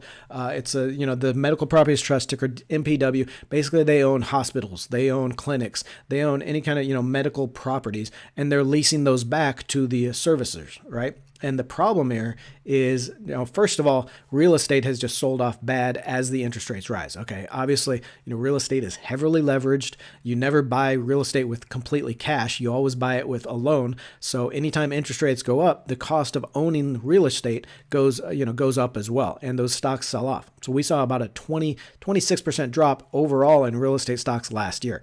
Okay, and then medical properties specifically, what we've seen over the past year, 2 years in medical properties is that the reimbursements from health insurers, from the government health insurers, from the government Medicare, Medicaid, that reimbursement has not increased at the rate of inflation. Okay. So you see a lot of hospitals, you see a lot of doctors' offices, clinics. The reimbursement they're getting from the government, from their insurance companies, has not kept up with inflation. So they're making less money. Okay, so what we're seeing here with these medical properties, the companies that own that real estate, is they're worried about bankruptcies of hospitals. They're worried about bankruptcies for clinics and doctors' offices, things like that. And that's really hit the prices for these companies. What I'm saying though is for Medical Properties Trust, no company, no servicer, no hospital, no clinic is more than like 2 or 3 or 4% of their portfolio, right? So they can see a few bankruptcies and it's not going to hurt the company. It's not going to drive Medical Properties Trust to bankruptcy or out of business. Okay, they own a lot of very strong, very valuable property in these.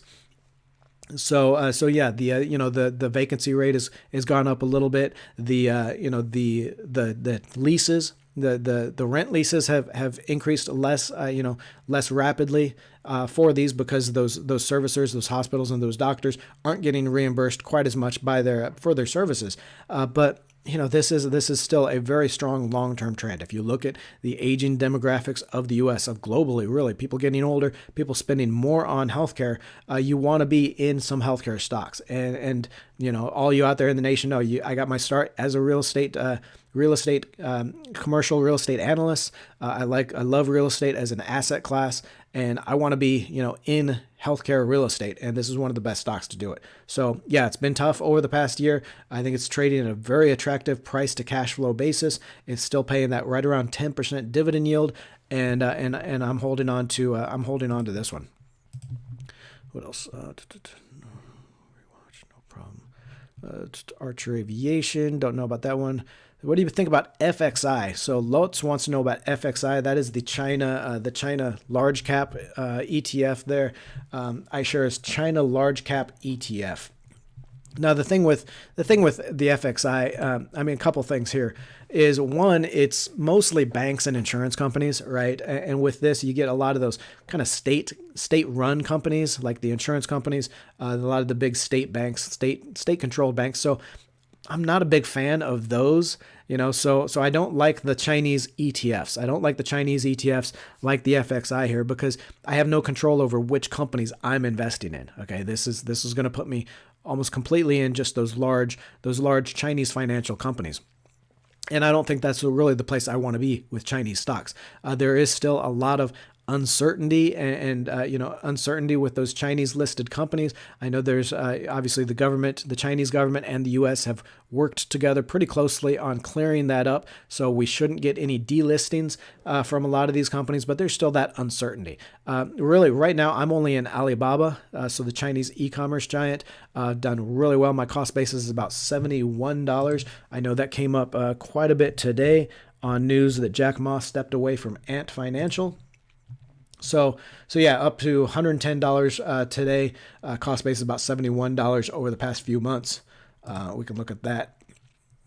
But Alibaba is still pretty attractively priced. We talked about Trip.com earlier, as well as a Chinese travel agency.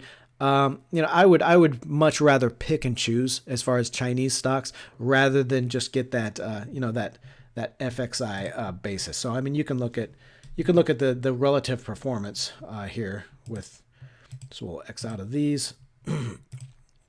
So if you compare the FXI with BABA, we'll go here and we'll do 6 months. So you can see they followed each other pretty closely. 8.6, 7.2 down. We'll go over the last year. pretty closely. So, I mean, it might not matter a whole lot just because I think the Alibaba is probably a large portion of the FXI. So they're going to be pretty closely correlated, and all of those Chinese stocks, they're going to be pretty closely correlated together just because they're running much more on geopolitical uncertainty and geopolitical tensions and the Chinese macro environment, the economic environment, rather than just what the fundamentals are of each company. So they're going to be pretty highly correlated. Might not matter a whole lot, but I'd just rather kind of pick and choose my own companies rather than a fund that is going to be a little bit more focused on only one sector or only one group. What else? When do you estimate the next rotation? Okay, so Lifters Gym, Chad up there in Albemarle. I don't know. I always give him shit because I can't pronounce the name of his town there. But if you're over there in North Carolina, stop by at the gym there and say hi to Chad. When do you estimate the next rotation to happen? With energy and tech being beaten down, I feel like we're due for some selling in sectors that have ran up as people rotate back to the laggards. I mean, it's the thing is, the market has really rebounded. So here we are on 3936. So over 3,900 on the S&P 500. Market's rebounded. If we do get any kind of confirmation of, weak fourth quarter GDP numbers, weak fourth quarter retail sales, any kind of lift or perseverance in inflation, that's going to hit this whole pivot trade. Okay. And that could once again bring a lot of the growth stock sectors down. That's going to bring consumer discretionary back down. It's going to bring tech and communication services back down, and it's going to prop up the safety sectors like utilities, like industrials, like healthcare, like I think financials can still do well in that environment as well. But you are going to get some weakness. On the other hand, if we do get a very low CPI number this Thursday, then that could that's gonna prop things up. I don't know. Again, folks, I can't tell you 100% guarantee. I always think about that guy on The Simpsons where Homer and Lisa are betting on sports, betting on footballs, and they watch the guy, my lock of the week, and his lock of the week ends up being wrong, and he's like, hey, folks, when you're right 45% of the time, you're bound to be wrong sometimes. That's kind of how investing is. Okay, you try to be right 60% of the time. A 60% win rate is awesome in stock investing. Okay, sorry, folks. Sorry to burst your bubble. Think that there's experts out there that know where the stock market is going. But 10 years as a professional analyst, venture capital, private wealth management, and in stock equity research, I can tell you 60% is actually a very good win rate for stock analysis and for market macro analysis, things like that. So, I can tell you, my bet is on this first 2 months is on stocks coming down a little bit more as we get weaker U.S. economic data, as we get maybe weaker jobs data, as we get weaker as we see maybe inflation stays a little bit higher than we'd like to see it. I would say that stocks start coming down, and in that environment, as stocks start coming down, you're going to see the safety sectors reassert dominance. So utilities, healthcare, consumer staples. You're going to see the growth sectors like communication services, your internet stocks, your tech stocks. You're going to see your consumer discretionary stocks come down. I would say, that's my bet for the next 2 months, 3 months at least, maybe even into the second quarter. After that, I think you do start seeing inflation come down a little bit faster. You start seeing, obviously, with a recession, with the economy weakening, you start saying, okay, the Fed isn't going to let this happen forever. They're eventually going to lower rates when inflation comes down. So you get a little bit better outlook. And that's when, since the market is forward looking, since the market always says, hey, I don't care what's happening now. I want to know what's happening in the next 6 months, and I want to invest for that now. Okay, that's why the stock market doesn't really follow the economy. And everybody says, oh, you can't look at the economy because stocks aren't the economy. Well, yeah, stocks are the economy. It's just they're stock investors, and the market is trying to predict the economy. Okay, the stock market is always trying to be 6 months or a year ahead of the economy, saying that, okay, if the Fed is going to be lowering rates in the next 6 months or in the next year, I want to be ahead of that, and I want to be buying now. Okay, so that's why I say that even if the economy doesn't start rebounding until the second half of the year, then I think maybe, you wait for another 2 or 3 months and start building up your position in stocks even more and more for that eventual rebound. Okay, because that's going to happen before we get signs that the economy is rebounding. But I still think the market is, overbought here at 39.40 on the S&P 500, up 1.5% today. I think it's a little bit ahead of itself as far as what's to come over the next couple of months, and especially what's to come for fourth quarter earnings. I think fourth quarter earnings are going to be less than expected, and I think that's gonna hit the rebound that we've seen over the past couple of months. After that, obviously you start looking for that rotation. You start looking for the rotation back into communication services, like we talked about earlier. You start looking at the advertisers, the social media stocks, the streaming stocks. You start looking at some of those tech names and the growth names and things like that. David wants to know what are your thoughts on Pfizer. Pfizer's an all-around great drug stock. Okay, Pfizer's the stock that it's not going to make you rich, but it is going to make you money, and it is going to reduce the stress out in your portfolio. You never have to worry about Pfizer not having new drugs come out. You never have to worry about Pfizer not making money. It's going to make money, and it's going to always have new drugs come out that are going to replace the ones that are losing its patent protection. So, Pfizer, one to look at. Haven't looked at what the stock has done lately as far as price and valuation. I mean, because, of course, even a good stock that's too expensive is still a bad investment. Okay, so let's look at this real quick here. It's paying a 3.3% dividend yield, so that's good. Didn't see what's the stock done over the past. It's trading at 2.9 times price to sales. Okay, so obviously we had a pretty good run into the pandemic. It's come down now. It's kind of it's come up quite a bit since September from 43. So it's probably not necessarily cheap. I mean, it's trading at 2.9 times on a price to sales basis right now, which if you look at the other quarters here, I mean, it's traded as low as 2.5. It's traded as high as 5 times price to sales. I mean, 5 times price to sales, that's growth stock territory, folks. So, Pfizer does well, but it's not a growth stock. 3 times, it's growing. See, it's quarter revenue growth is low. So it's actually losing revenue on a year-over-year basis. Expected down 22% next year. So yeah, I like Pfizer as a company, but I don't like the valuation right now. Okay, it's already trading at 3 times price to sales. We're expecting 20% lower sales over the next year. So that valuation is only going to get more expensive. I would wait until it comes down to no more than 2.5 times price to sales, maybe even lower, maybe 2 times on a price to sales basis for Pfizer. It is paying at 3% dividend yield, so that's pretty attractive. But the valuation just kind of worries me a little bit here on shares of Pfizer. Just something that I'm thinking about on that.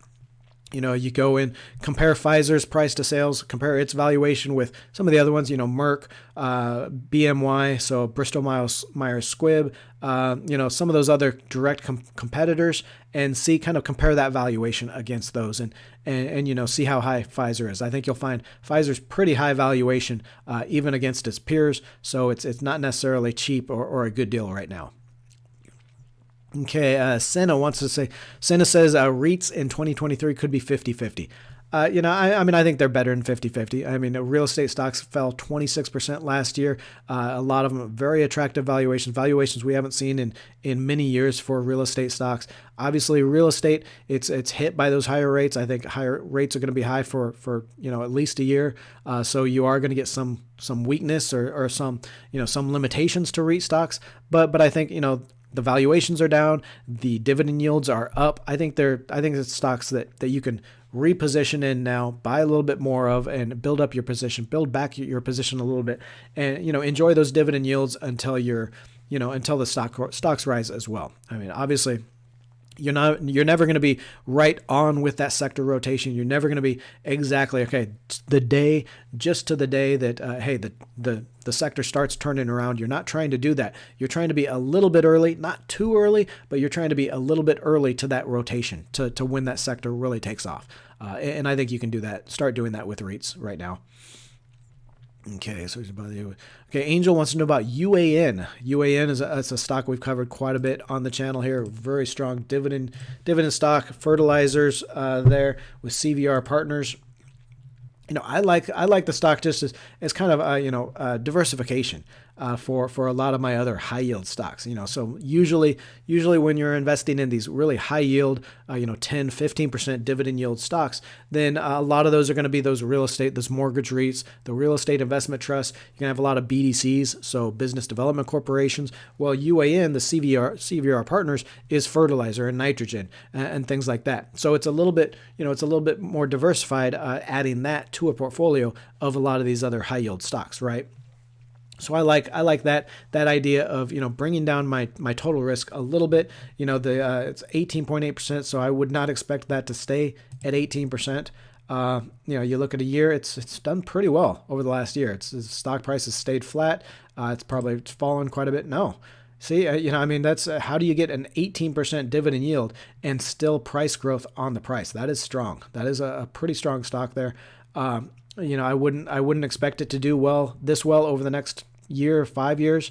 You gotta have a trade-off. You can't get a 20% dividend yield and still expect price returns. Okay. So I would expect the price come down a little bit, but it's a good trend, right? It's a good overall growth trend. Fertilizers, nitrogen, things like that. We're not getting any more arable land for farming, right? So if we're going to feed more people, population growth, we have to get more out of what we're farming. We have to get higher crop yields. The only way to get higher crop yields is through more fertilizer, more nitrogen, and that kind of thing. And that's where CVR Partners really excels at. And that's why you've been able to see that 18% dividend yield and the price growth over the last 5 years. So definitely a stock that we've talked quite a bit about on the channel. It's one I own, and I think a good investment. Adrian wants to know, is Vale still a worthwhile play here? Is there is potential in FCX and BHP? Okay, I'm not a fan of Vale, VALE. We can go here. I mean, it's a solid company. It's a well-run company.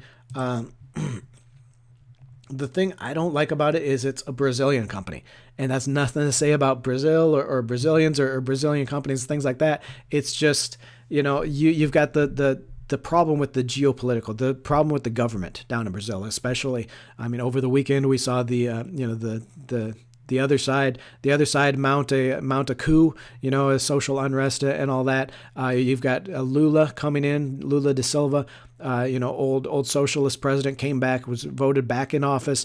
I mean, he's very much further to the left than a lot of the other presidents in Latin America. I mean, folks, I lived 9 years in Latin America. Okay, I know a lot of these countries, they go those cycles of leftist, right, conservative, leftist, conservative, and the stocks are really uncertain, especially when you hit that leftist streak, and the tax rates start going up on businesses, the corruption starts going up on businesses, the fees, under the table fees, things like that, and I just don't want to be in any Brazilian company right now. Okay. I think you've seen that in the stock over the past few months. It's really sold off because of the incoming administration and things like that. So, I really like that longer term, steel and copper and commodities play, but I just don't like the company because of those geopolitical risks and problems. Now you bring up FCX, Freeport-McMoRan. That's actually one that I am investing in, the one that I really like. BHP is another good option. I like FCX just because it's a little bit more copper focused.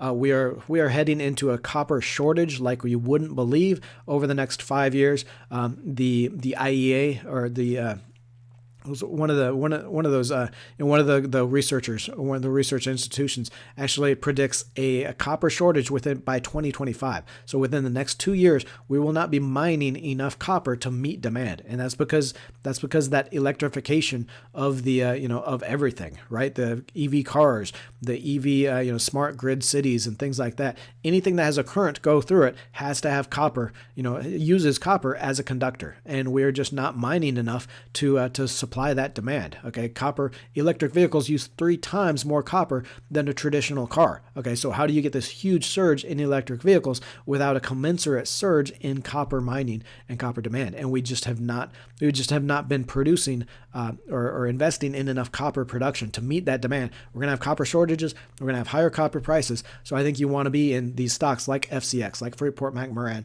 like these other copper players. Now, BHP, I think, is a little bit more focused towards iron ore and some of these other commodities, so not quite the copper focus that I think FCX has, and why I'm investing in those shares instead. Okay.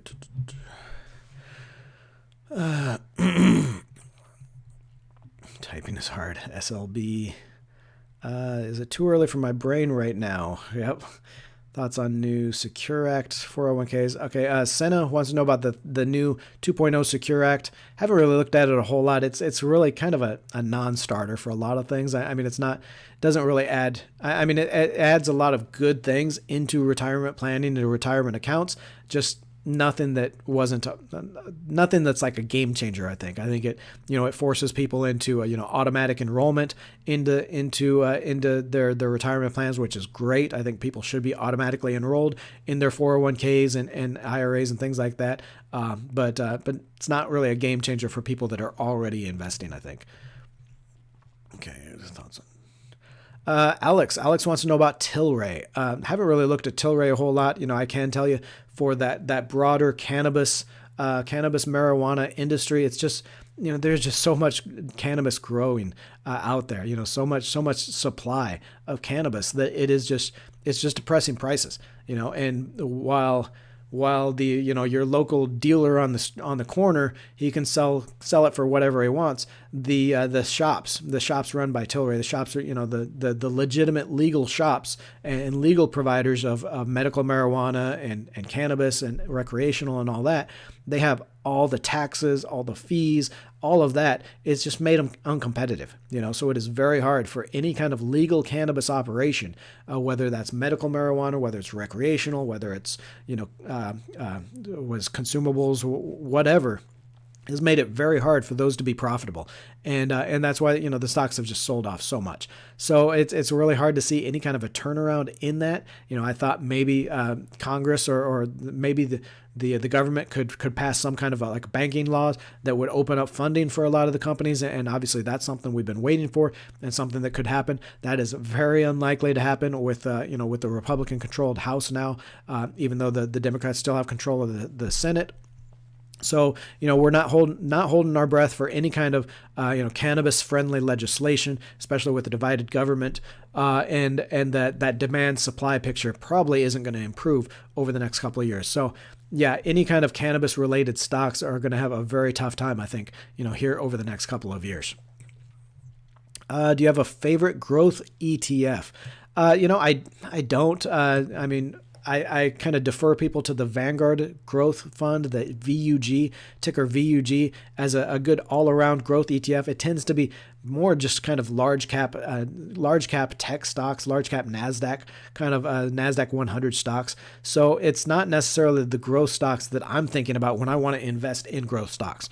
Okay, so I think, for as part of your core portfolio where you're just having 3 to 5 ETFs and want that very much stress-free, much lower risk portfolio, I think you can have the VUG in there, that growth fund in there. But for the individual stocks, I want more growth in there. I want more real growth stocks, right? The smaller cap stocks, the mid cap stocks, stocks like Teladoc, stocks like SoFi, those much more growth names that aren't going to be included in a large cap stock growth fund like the VUG.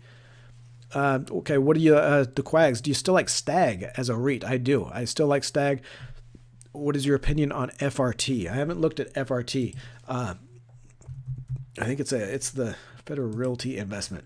I haven't looked at FRT for ever. I don't think. I'm not sure that I've ever looked at that. I'll have to look at that some other time. But Stag, yeah, Stag, I think industrial warehouse space has taken a hit.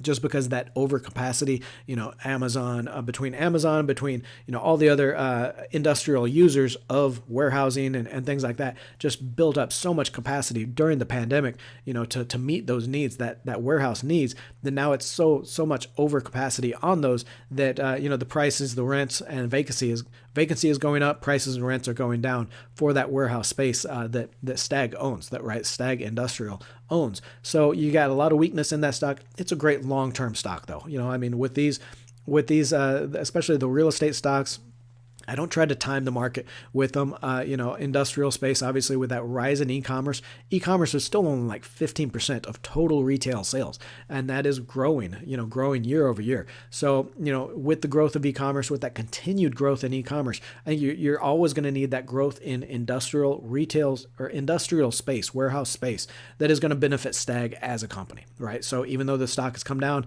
a little bit, I still think it's in a great sector or great property type for real estate, and it's why I'm holding on to the shares, and a great dividend yield as well. Okay, who was that? Jimmer Thefty says he can get a 4.7% CD at TD Ameritrade for a year. Thinking about pulling my bonds and replacing with CDs. Thoughts? 5% CD rate is really good. It's gonna beat most bonds. You're gonna be locked in, so it's not gonna give you quite the flexibility as maybe a bond fund, right? You invest in the BSV or the BLV bond fund. You can always take that money out and invest it in stocks if stocks crash.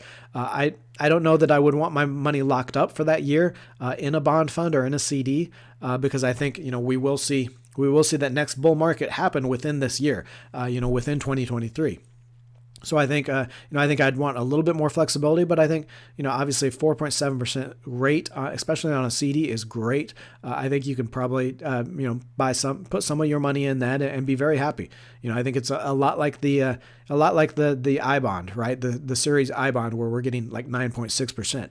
Your money's locked up for a year or more. But it's hard to pass up that kind of rate. So I would put some money in that and be happy with that, really. Okay, unpopular opinion. Do you think we'll see some 2 to 3% down days before the Fed talks in a couple of months? Asking because I like to DCA the dips. Okay, so one here, do I think there'll be 2 to 3% down days? Yeah, anytime you get this kind of uncertainty in the market, right, where we don't know if recession and lower weaker economy and all this, we don't know if that's going to cause stocks to drop. We don't know when the next bull market is going to start. You got that uncertainty around the Fed, when they're going to stop raising rates, when they're going to start lowering rates. Anytime you get that max uncertainty, you're going to get the higher volatility. That's what we've seen over the last 3 months with a lot of those 2 and 3% days, is because the market is just being pulled in so many directions. You don't get that in like a bull market. You don't even get that in a bear market, right? Where we know that the economy is falling in a bear market and stocks are going down, or in the bull market when the economy is doing well and that the economy is going to continue to do well. You really don't get that weakness, that daily volatility. So you don't see those big 2% moves. Right. So, but when we do have this uncertainty like we have right now, then you get those 2 to 3% moves, and that's going to continue to happen. I think probably over at least the next 2 months. Okay. Now you say when the Fed talks in a couple of months, the Fed does have its next meeting the end of this month, February or January 31st, February 1st. That is going to be its next rate decision. It is expected to raise rates by at least 0.25%, maybe 0.5%. That is expected to be the last increase in interest rates by the Fed for this cycle. And then it's gonna hold interest rates steady for the rest of the year. Kind of see where the economy plays out. And then the market is expecting the Fed to start lowering rates maybe sometime next year, as inflation starts coming down. I like I said, I do expect there to be more of those 2 to 3% down days. You're going to get days that are like today that are up 1%, up 2%, things like that. So if you are trading around some kind of a strategy, I think you're going to get plenty of opportunities to do that. But I do expect, like I said, I do expect stocks to come down off of this, 3940, 3950 on the S&P 500. I expect that to come down to, back into the 3800s before we're done here in the next couple of months. Okay. Would you recommend a small business owner making out a SEP IRA before investing in taxable? Yes, definitely. So unpopular opinion wants to know, do you recommend a small business owner maxing out a SEP IRA? So self-employed IRA, self-employed 401k is also a good option before investing in taxable brokerage accounts. Definitely. Definitely. Anytime, again, folks, anytime you can get those tax savings, those tax advantaged accounts, they are always going to be your best bet. If you're a small business owner, you own your own business, I would start with a 401k, a self-employed 401k, or, set up a 401k for your business because you're going to be able to company match, right? So you're not only going to be able to lower your expenses for your company and pay less taxes in that, then you're also going to be able to put more money in it, right? You're not going to be limited by that contribution, that $6,500 or $7,500, whatever it is, for the IRA, right? So you can put up to like a quarter of your salary into a 401k and lower your business expenses as well. So I would start with whether you have your own company or not, start with your 401k. Get your complete company match. If you own your own company, if you're a small business owner, you set up your own 401k and you do your own company match, right? Start with that. Free money plus tax savings. It's going to be your best investment you ever make, guaranteed. Then you max out your IRAs, right? You max out your traditional or your Roth IRA. You do your conversion if you want, whatever. And that's going to save you on those taxes. Folks, again, there's nothing better than a guaranteed return because you saved money, because you didn't have to pay that money on taxes. You can't beat it. I don't care if you're Warren Buffett, Peter Lynch, or Bill Miller. You are not going to beat the kinds of returns and the kind of savings you get off of retirement accounts. So definitely take advantage of those. Okay, what would you confirm? Daniel wants to know what point would you say is a good time if you want to get a financial advisor and pay the fees involved? Good question. I know a lot of people don't want to manage all this themselves, don't want to handle this themselves. Financial advisors, generally going to cost you 1 or 2% of your money. So I definitely shop around, get ones with lower fees. And if nothing else, there's nothing wrong with going to a financial advisor first. Get their ideas on a plan and things on how to invest, and then manage it yourself later. Okay, so maybe not even wait to see a financial advisor, but do a financial advisor first. Get their ideas, get what they're saying, and then use that plan to manage your own investments. That's a good option.